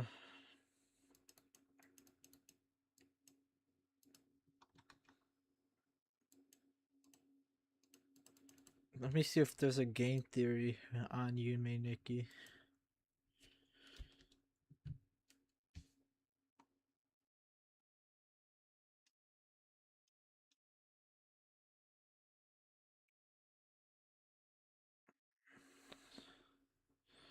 Here, let me see this first. Does he have a Discord? Hey everyone, it's Zarif here, and today I'm giving you all the Yume Nikki Full Iceberg Director's Cut Deluxe Special Edition number 9 menu meal special deluxe combo bonus. W, bro. Yeah, I made 2 of these iceberg videos and I decided to combine them both into one, as well as give some extra commentary and dialogue every now and then. I believe I did a pretty good job with these icebergs, so luckily I didn't have to add too much, and also not a lot of new information is resurfaced.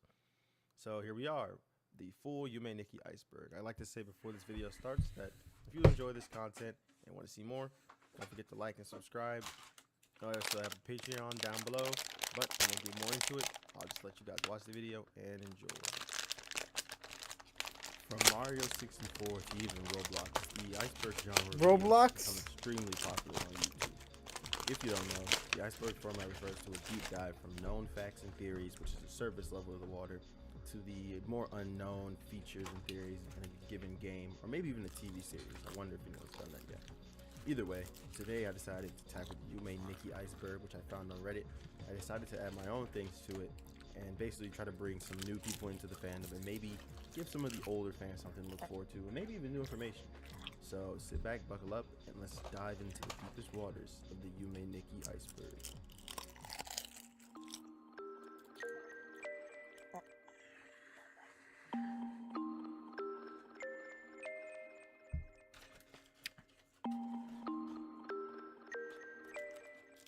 The balcony ending is essentially the main ending to the game, where Matsuki jumps off the balcony to commit suicide, presumably. Ubo is a character spawned via Easter egg, where you have a 1 in 64 chance of triggering it. Going into Ponyco's room and turning on and off the light over and over again can trigger this event. Once triggered, Ubo will spawn in the room, making it unable to leave or wake up. Interacting with Ubo will teleport you to a dimension filled with very creepy imagery. Ubo is commonly said to have inspired Gaster from Undertale. Oh! A NEET is a recluse in Japanese culture who doesn't partake in social interaction and rarely leaves home. This is backed by the fact that Matsuki refuses to leave her room. QQ-kun is a phallic character found along a staircase in the game. In order to access it, you must enter a zipper-like room, bringing multiple theories into play. It also rubs the stairway rails as you approach in a very suggestive manner. Face is a popular jump scare, and I believe one of the few jump scares in the game, which involves a mask-like face flashing on screen with creepy music playing. Neck crick is a random occurring Easter egg or maybe even event where Madasuki will wake up with her neck twisted to the left or right. This neck crick event also has 8-bit sprites, which is kind of weird because it looks like it was intended to be some type of effect at some point that you could use. Who knows how. Remove connections probably refers to remove doors to other rooms or events to other rooms or unused rooms like FC World C and the debug room.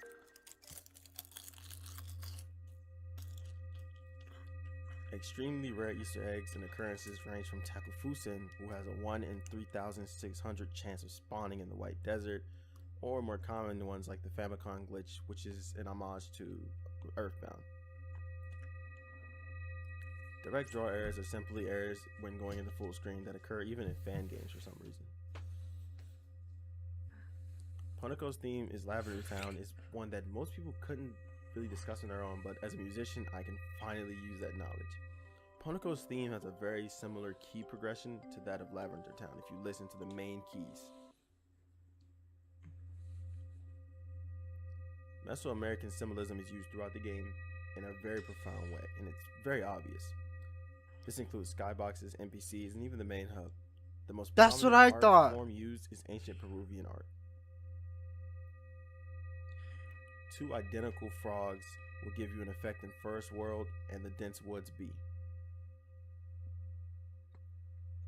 Eyes are present nearly everywhere in Yume Nikki, to the point where people have started theories about them. These theories involve Madasuki being afraid of people judging her, fear of being watched, or trauma due to sexual assault. Characters with strange eyes, disembodied eyeballs, and eyes on stalks can be frequently found in the game.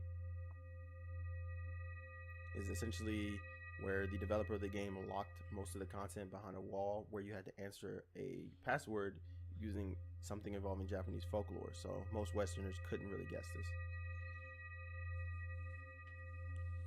Unused codes in version 0.09 was meant to make Nasu, the Famicom's minigame playable character, show up in This Woods A and Windmill World to link with Famicom World C. This was removed for unknown reasons. I'm unsure what this one means, but you may have to install the Japanese language pack on your computer before installing the Japanese version of RPG Maker RTP in order to play Yume Nikki properly. What? The Yume Nikki manga is essentially an adaptation of the game in a web magazine, Manga Life Win Plus. A dead body can be found in dense woods lying on the road. Some other imagery may be present. This could mean some of the previous imagery relates to Madasuki being involved in a car accident. It's unknown if she caused it or was a victim of it.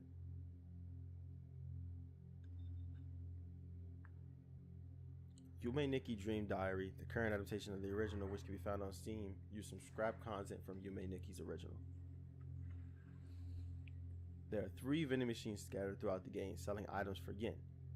Yen can be acquired by stabbing certain enemies. The vending machines sell health drinks that increase Madasuki's health by 1. The machines each sell different version of the drink.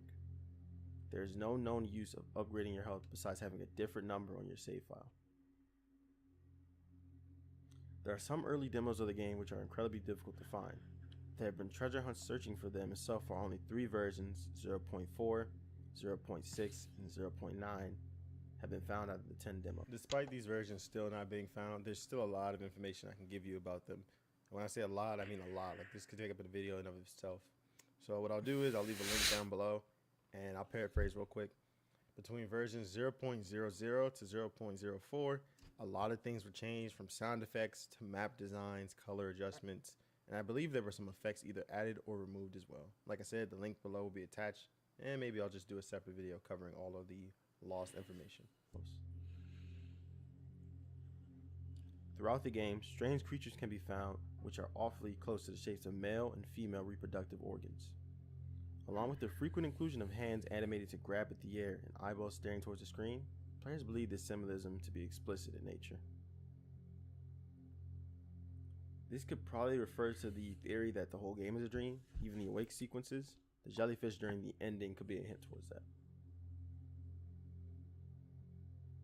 AppLocal is an application used to run Japanese RPG ending games on non-Japanese systems without the problems that can happen when running it normally. This essentially goes back to installing the Japanese language pack. What? This knife effect theory is completely wrong. You can pretty much find the article online.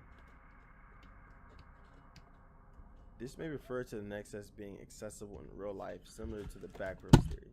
Maybe in certain dream states, humans can access a Nexus similar or personalized for themselves.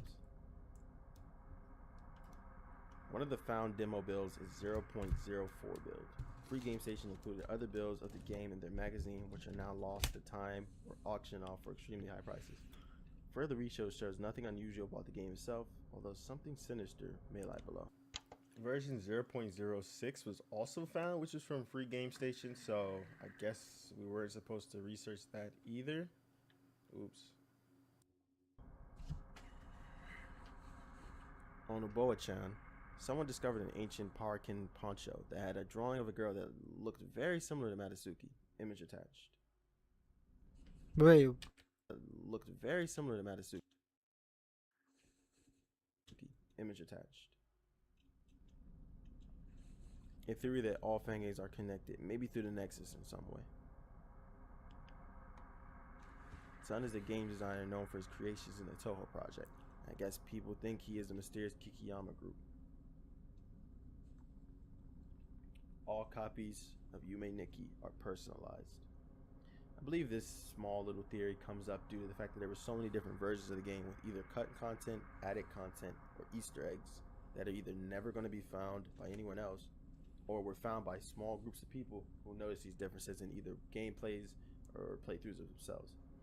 I personally am one of the victims of this because I recall playing version 0.06 and it being different than version 0.09.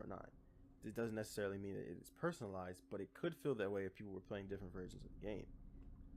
A lot of content from 0.04's version of the game was completely cut out of more recent versions, meaning those people who played that would have a more personalized quote-unquote experience than those who played the more recent versions of the game. This can make for a very creepy experience, especially if you don't know that something like this is what's happening. If you didn't know that this is just an updated version of the game or an outdated version of the game, you'd be playing a game that seemed completely different from others. Either way, Yume Nikki does provide different experiences for different people due to the amount of Easter eggs and random occurrences. So maybe every copy is personalized to some extent.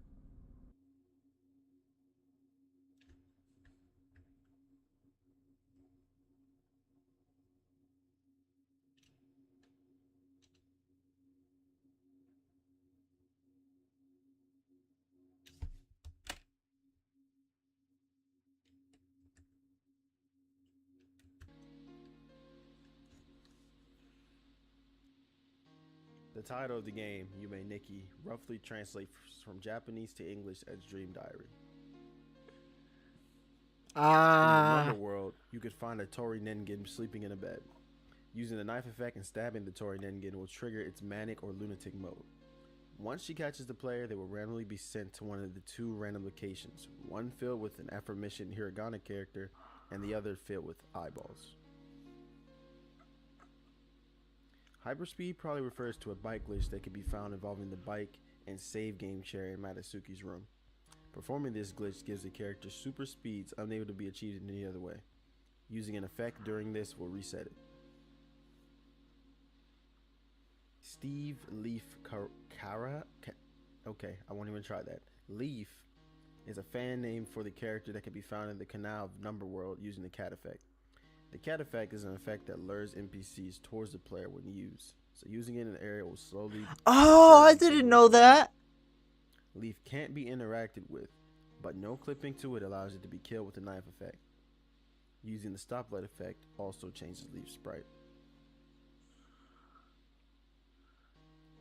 The blindfold effect is an unused effect that puts a blindfold over Matasuki's sprite. It's theorized that it can affect Matasuki in terms of what she can and can't see. Some other unused effects are Grayscale, which is speculated to be planned to be used in White Desert, and Will o' the Wisp, which is a color-changing spirit sprite.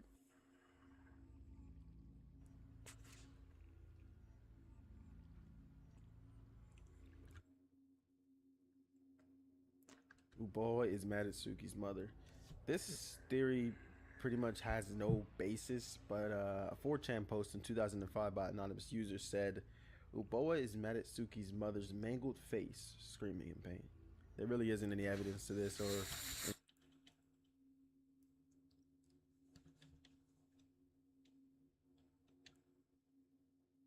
Bro said PN instead of on. Anything, but it's a very dark thing to speculate. Okay, I was completely wrong about this, and although I included like the information on screen, I know some people listen to these icebergs instead of watch them, so I'll continue to describe what's on screen now. Chapter 5, page 5 of the Yume Nikki manga. Matsuki refers to Uboa as mom at the bottom of the page. Uboa seems to have a ponytail like Poniko. Uboa took Matsuki's umbrella and started hitting her with it. The fact that Matsuki used mom could resemble that Matsuki's mother abused her. And also, due to Uboa taking the effects from Matsuki, could mean that Matsuki's mom also took her belongings. And that's what's pretty much stated here. So that kind of supports my And so theory you can that take that for what you will.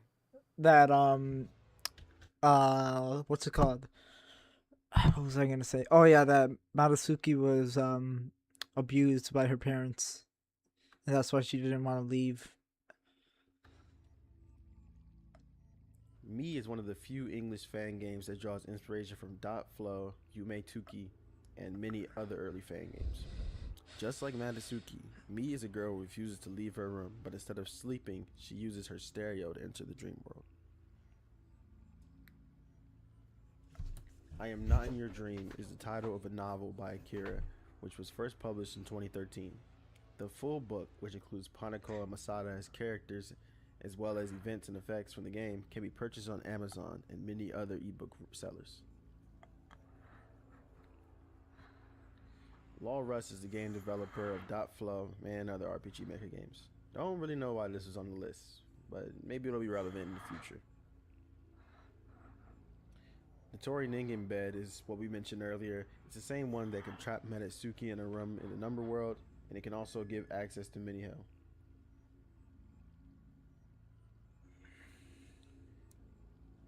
The name of the creator of the game, Kikiyama, can be translated as Machine Mountain, with Kiki meaning machine or equipment, and Yama meaning mountain or hill. This could possibly mean that the Mars sign character, one of the fan favorites of, the fan base, could be Kikiyama themselves, or at least their personification in the game.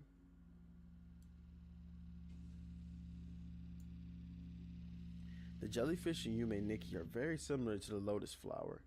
In Buddhist and Japanese culture, the lotus flower represents purity, divinity, and spiritual awakening. This may be a metaphor for Matsuki's suicide being a transcendence from a disturbed life into a state of nirvana or peace, or her awakening from the dream into the true, real world.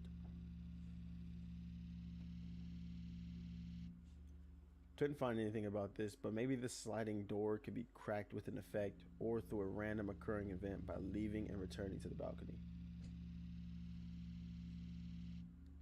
Keokai, hope I'm pronouncing that properly, is an event from the earlier versions of the fangame Yume Tuki, which is supposed to be kind of a sequel to Yume Nikki. This event was only present in the earliest versions of the game, around version 0.035. In the library, there was a door on the wall that would take you to a small room, then a hallway featuring what appears to be monochromatic dolls while ominous music plays. Going through the door on the other end leads to a soul bloody bookcase with very strange music that can be heard in the game. And interacting with it causes the screen to go black, and then a red face appears after a few strange seconds, accompanied by a strange horse sound causing the player to wake up. In certain rooms, like the sewer processing plant B, sewer tunnel B, and sewer tunnel C, there are black-like window holes in the wall. You can peer into these by pressing interact, which will show you a strange, disturbing drawing. Each of the 9 holes shows a different drawing, but there's no evidence that these are scrapped NPCs. I only kept this because, Christmas spirit, but this likely refers to an effect in Dot Flow, which would have been a Santa hat added to the character. The utility of it is still unknown.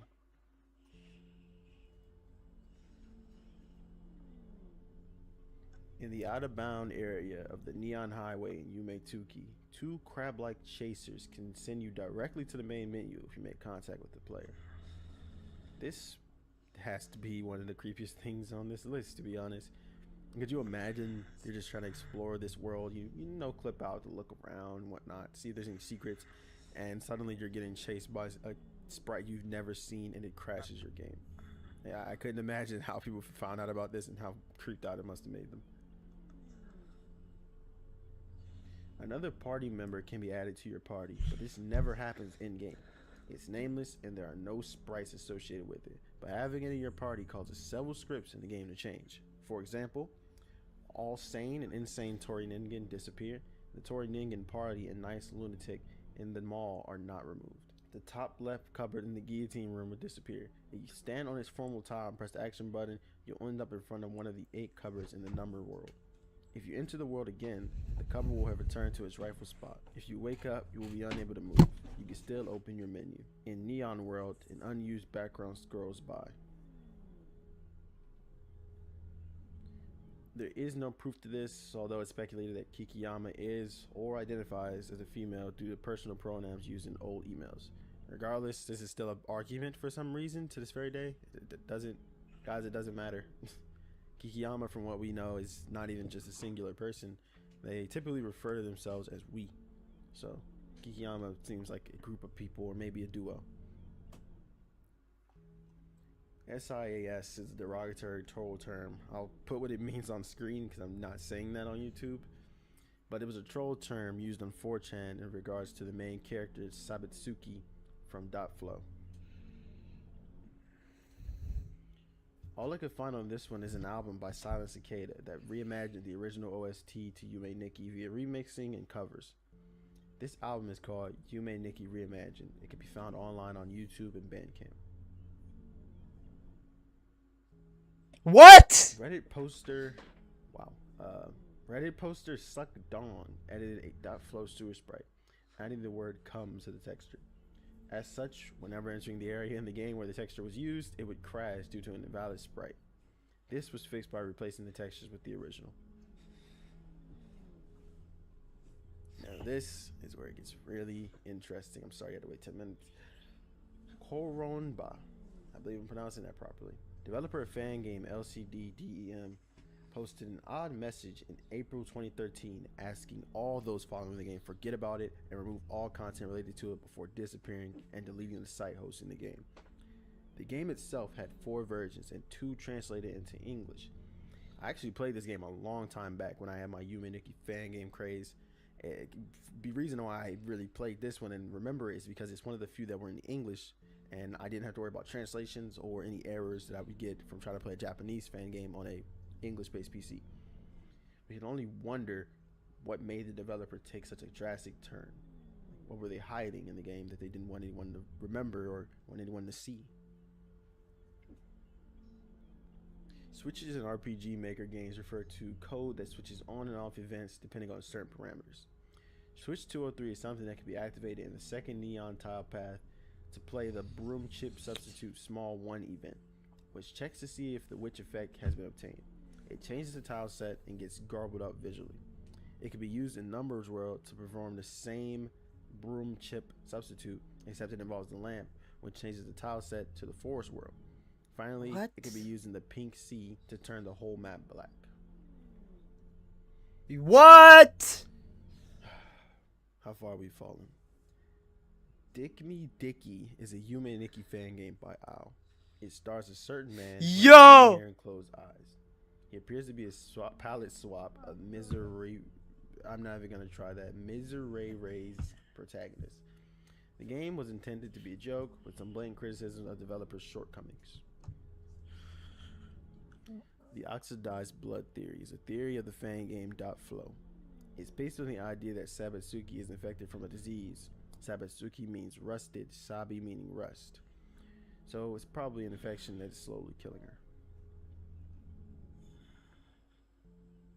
A manufacturer group that collaborated with Kikiyama to produce merch in February 2011 to September 27, 2014.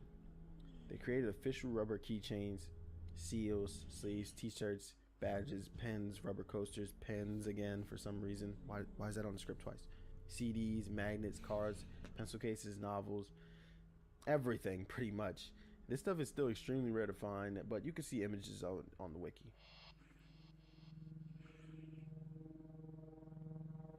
A post on Uboa-chan forum by a user claiming to be Kikiyama. It was later debunked to be an imposter, which is to be expected. Not many people could get in contact with Kikiyama. The poster claimed a 0.10 was finished and that they were planning to continue in terms of the game. This was in 2018. Spetter 2 is a small-time musician whose alias has been connected to Koronba, the aforementioned developer of LCD-DEM. This is due to the music style similar to that of the music in LCD. His last post on SoundCloud was roughly around the same time as Koronba's disappearance. Through my own research, I found that even their music website is very similar to LCD-DEM's website. So, there you go. Debunked, or rather confirmed, that it is Koronba who runs that Spetter 2 account. Regardless, I don't want anyone contacting them and trying to ask them about their game. They want it taken down, and I think it should stay that way.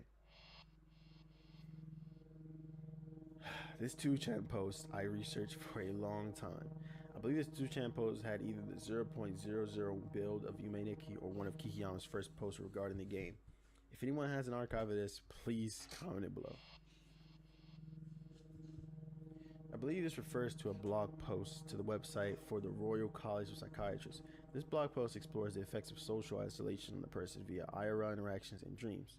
It also explores the effects, dream roles, and the ending to the game. It's a very interesting read I never thought I'd see on such a website. It could also refer to a made-up obscure creepypasta that says that Yume Nikki will basically get into your dreams if you play the game and you'll die if you die in the dream. Like what? And the ending person for the Royal.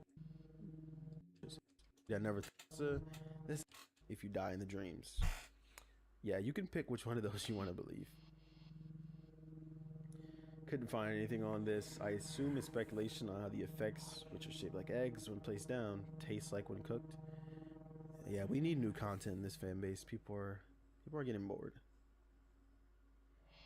A malware made based on Boa-chan for fun, allegedly. Couldn't find a source of download for this, so take it lightly. I would love to cover level 7, but it's either way too far out of the range of Yume Nikki. Like I said, I would cover some fan game content, but I feel like this iceberg has been a lot of fan game content. So I'm going to skip level 7. Thank you, bro. Go Thank right you. to level 8. The hypertropia theory is a popular theory that Matsuki has hypertropia, a condition that misaligns the eyes. This is why she keeps them closed constantly, and this is probably why she refuses to leave her room and has these nightmarish dreams about being an outcast. And probably why there's so many eyes in the game. The theory states the following, copy and pasted. Maybe Matsuki committed suicide because she was bullied by other girls at school represented by the Tori Ningen, Monoko, Monoe, who were her friends. Ponoko was as well, but Ponoko might have talked about Mado behind her back and shared secrets she shouldn't have. The boy is the representation of anger and betrayal Mado feels towards Ponoko. Other than that, I couldn't really find much else about this, so I'm assuming that the person saying that either Matsuki killed herself because of Ponoko, or maybe she killed Ponoko because she shared these secrets behind her back. As I said, there is literally no basis behind these theories. There's no dialogue in the game, nor has any of the novels confirmed such a thing. But I guess There is dialogue in the game, but it's just random numbers. Theory craft. This insanely stupid theory, Or is states that even Matsuki is a dialogue? I don't know. skydiver who landed on the balcony of an apartment. This is why she can't open the door since it's locked. Wait, if you're inside the apartment, how is it locked? Anyways, the events of Yume Nikki actually happen over the course of a few hours according to this theory. Eventually, she jumps off the balcony with her parachute to get down, but messes up the deployment, resulting in her death. What kind of fucking theory is that, bro? What the fuck? Pure crack theory. Yume Nikki save files are saved in a .lsd file format. That kind of makes sense because the game, it kind of looks like you're on LSD, you know? Default format for save files in games made in RPG Maker, but some people think it's a reference to LSD Dream Emulator. I Yeah. love that game on this channel. A debunked rumor that states that there were hidden messages if you put background music from Yume Nikki into spectrogram software. I wish this were true. It'd have been so interesting. Wait a minute. Allegedly, a fan game actually hid things in her audio spectrographic information, although no other information can be found about it. I couldn't find the name of the game, I couldn't find the audio or anything about this, so it's seeming very, very rumor-based creepypasta-ish. The file was named shock.ogg, and the game it was attributed to can't be found via normal search. Deep into Yume Nikki's fan game wiki, and the only game with ties to Yume Nikki is a web game called Terminal 00, which fits the ARG category. Hope you all enjoyed this iceberg video. Bro, that I was know one of the barely complaints anything. I got didn't was learn that I was anything, kind bro. of bored during the video, which isn't the case. I just decided to take a more serious tone with this video.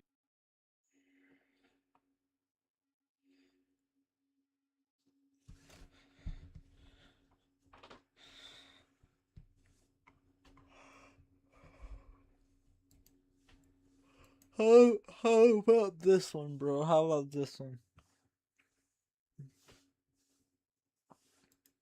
Hello, Yume Nikki fans! I was scrolling through my Reddit one day and found a Yume Nikki iceberg bite.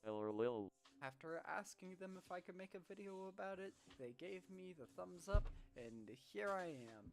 I am CC. Go to the Big Cone House. This is Ponico. She's very cute. Flick the light off. If nothing happens, walk out, go back in, flick the light off, and rinse repeat. There is a 1 in 64 chance that Ponico will turn into Yuboa. In this case, touching Yuboa will take you to Yuboa's trap, a looping gloop place with a very menacing creature in the background. The only way to get out is either to wake up or use the eye palm effect. When you go to sleep, turn the TV on and off, and every once in a while, you'll get to enjoy some sick raves.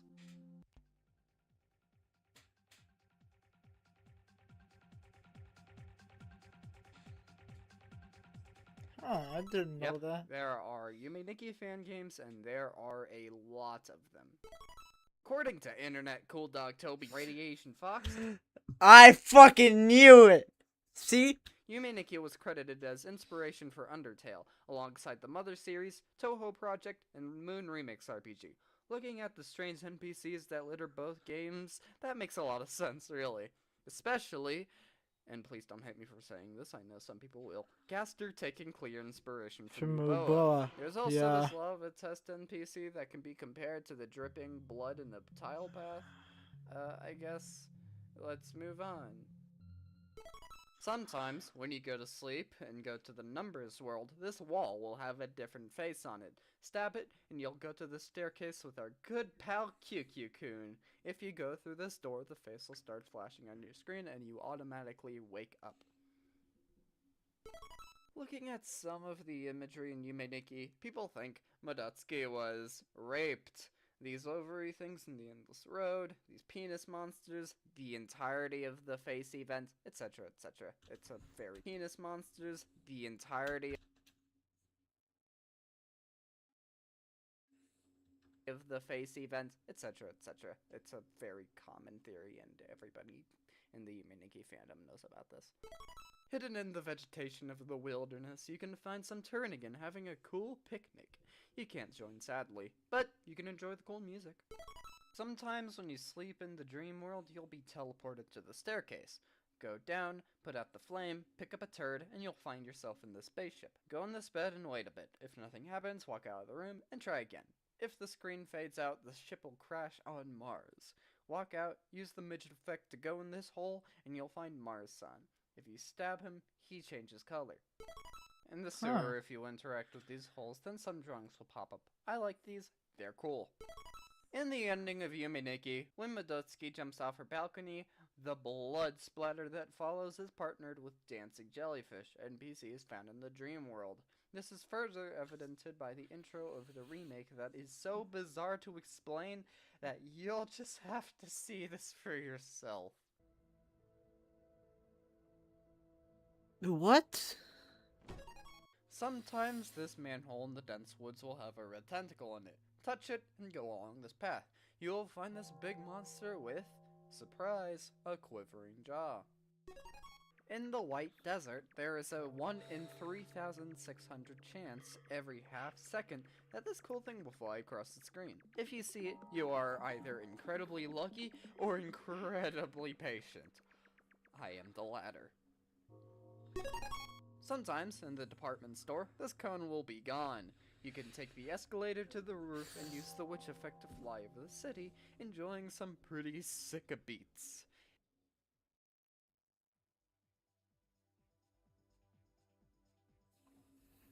Unequipping the effect mid-event will cause you to fall out of your bed. If you equip the knife effect in the spaceship, Masada backs away. That's all there is to that one.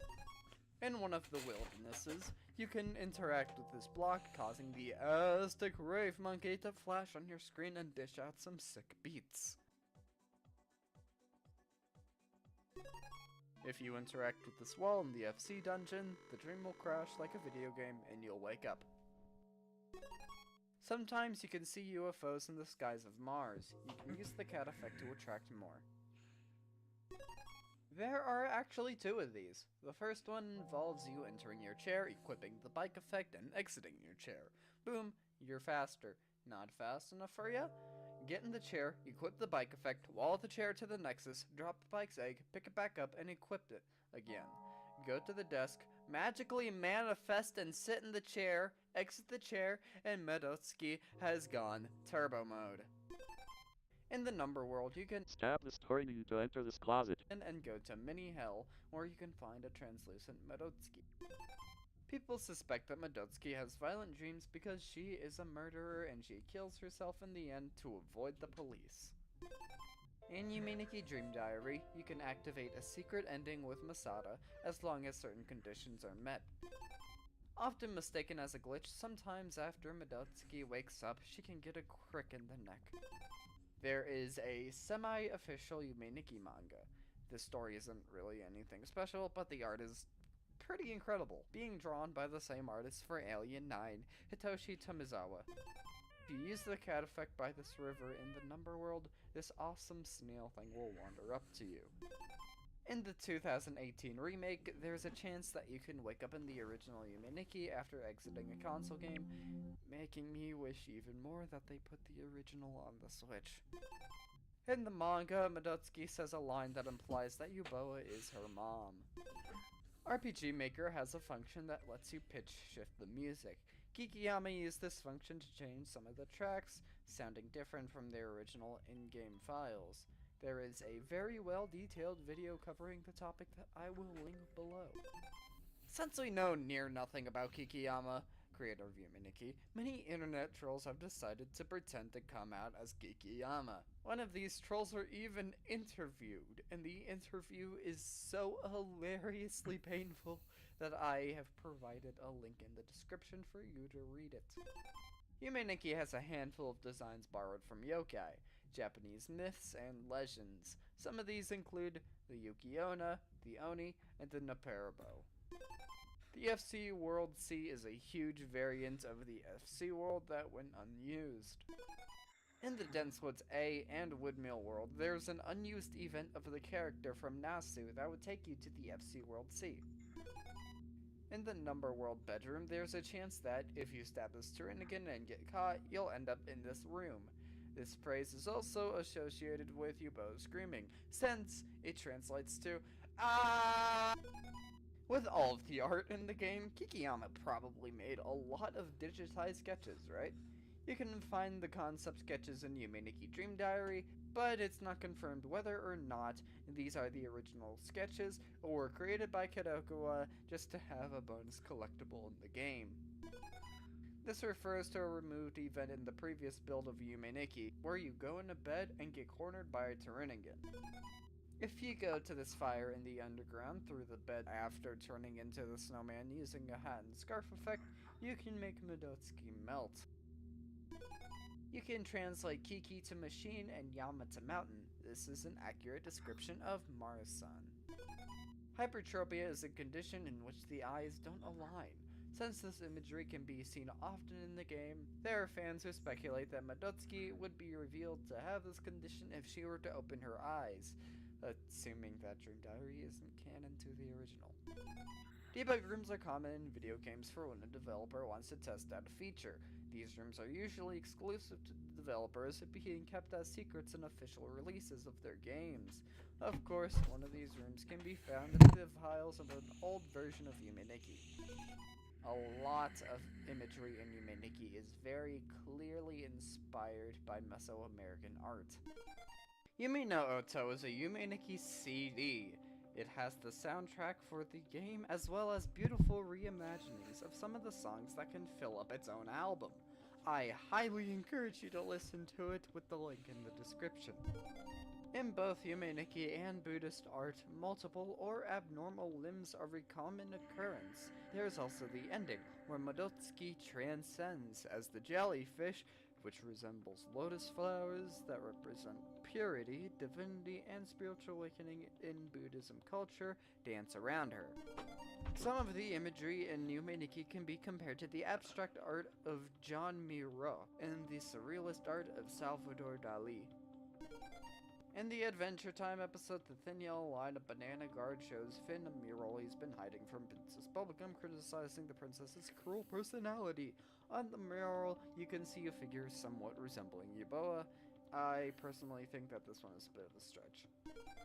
Kikiyama had an account on a website called My Sound, where they would upload a few techno songs they made. Vomit Chan is a popular meme in the Yume Nikki fandom used as a reaction image to show disgust.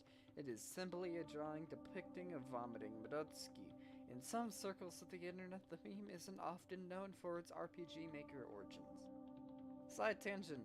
I was once wearing a skin of Modotsuki in Minecraft and my friend recognized it as Vomit Chan, not knowing that it was from Yume Nikki. That's crazy. Super's Paradise was a merchandise company that dished out a big wave of Yume Nikki merch a few years ago, including notebooks, shirts, rubber straps, and more, as well as the previously mentioned CDs.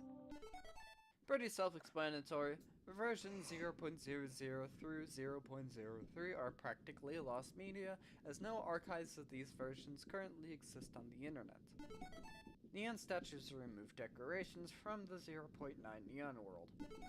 In 1993, Kadokawa, the company that made the RPG Maker engine, published a picture book called Rex Yume Nikki. Interesting enough, the book features a character that looks almost exactly like Modotsuki. If anybody can find a PDF copy of the book, please let me know. That'd be cool. There's an NPC in the Witch's Island named Kisu Tenmetsu. Its name and blinking animation could be a reference to Kasai Tenmetsu, a brand of LED watches in Japan. If you open the game in RPG Maker and add an unused character, possibly for debugging purposes, to Modotsuki's party, a few things in the game will change. Some of these changes include most of the turning and disappearing, the Neon world using an unused background, and being unable to move when you wake up. Pretty self-explanatory. There are a couple of backgrounds for areas in the White Desert that went unused. Butsudan is a type of Buddhist shrine. If you interact with a short lamp in the lamp world, you can go to an area of the tiled path, or you What can the find fuck? Modotsuki barely fitting inside one of these shrines. Since we know practically nothing about Kikiyama, it can really be dead at any given point without our knowledge. Version 0.04, 0.06, and 0.09 are previous versions of the game that have different graphics, bugs, and yet to be implemented features found in the final 0.10. In a previous version's files is an unused graphic for a minigame that depicts a severed head on a soccer field. There is an unused door texture found in the files of Yume Nikki Dream Diary that would have led to the basement area. It resembles the candle world from the original game. In 2019, Playzone posted a Christmas card, apparently made by Kikiyama, on their Twitter. This would be the first Yume Nikki content that Kikiyama themselves would have made in years. A Yume Nikki fan discovered an ancient Parkus textile that has a figure resembling Modotsuki on it. Someone discovered that a prank razor has two characters resembling Poniko and Modotsuki on the package. Tamaki Hamatsu was a Japanese comedian who won the world record for living the longest purely off of sweepstakes winnings. He accomplished this by staying in his apartment, naked, living off only the bare necessities needed to survive. He was given the nickname Nasubi due to his long facial features resembling an eggplant. Many parallels can be drawn to Yume Nikki, such as living alone in a small apartment and the theme of eggplants. In the files of Yume Nikki Dream Diary, there are unused Medotsuki sprites that would have appeared in Super Nasu, maybe as an unlockable skin. Is this the part where I do like this super deep, scary voice, like, twin reversed arterial perfusion is a terrifying rare condition in one of two. No, I can't do it. It's horrible. Bro, get to the point! Reversed arterial perfusion is a terrifying rare condition in which one of two fraternal twins can be born with only a torso and legs. This has a 1 in 35,000 chance of happening. I'll only be showing you an x-ray, as that's likely more YouTube friendly than an actual image of baby. This two reverse maybe as an unlocked scary voice. Is this the part where I have appeared in Super Nasu, maybe as an unlockable skin. Let me look it up.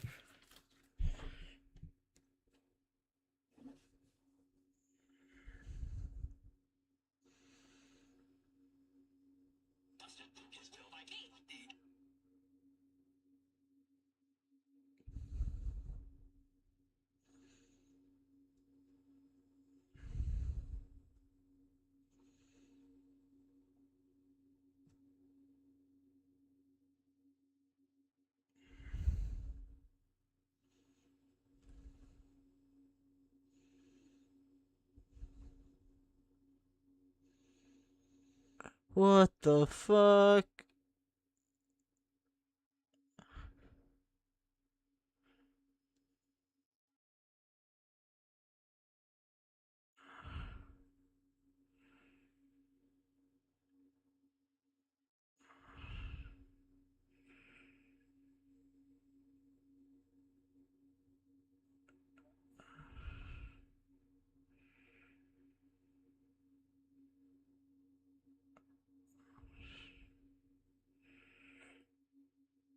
What the fuck? What am I looking at, bro?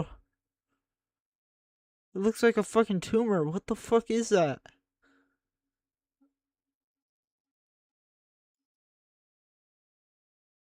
Ew. Alright, whatever. Is this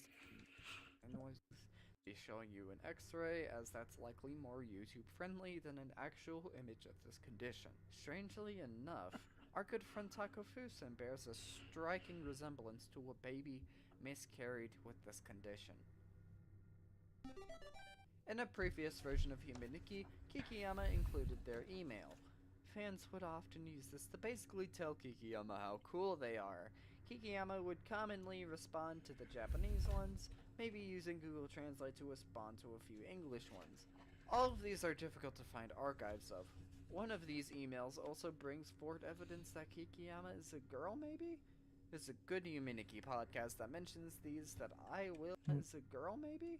There's a good Yume Nikki podcast that mentions these that I will also link.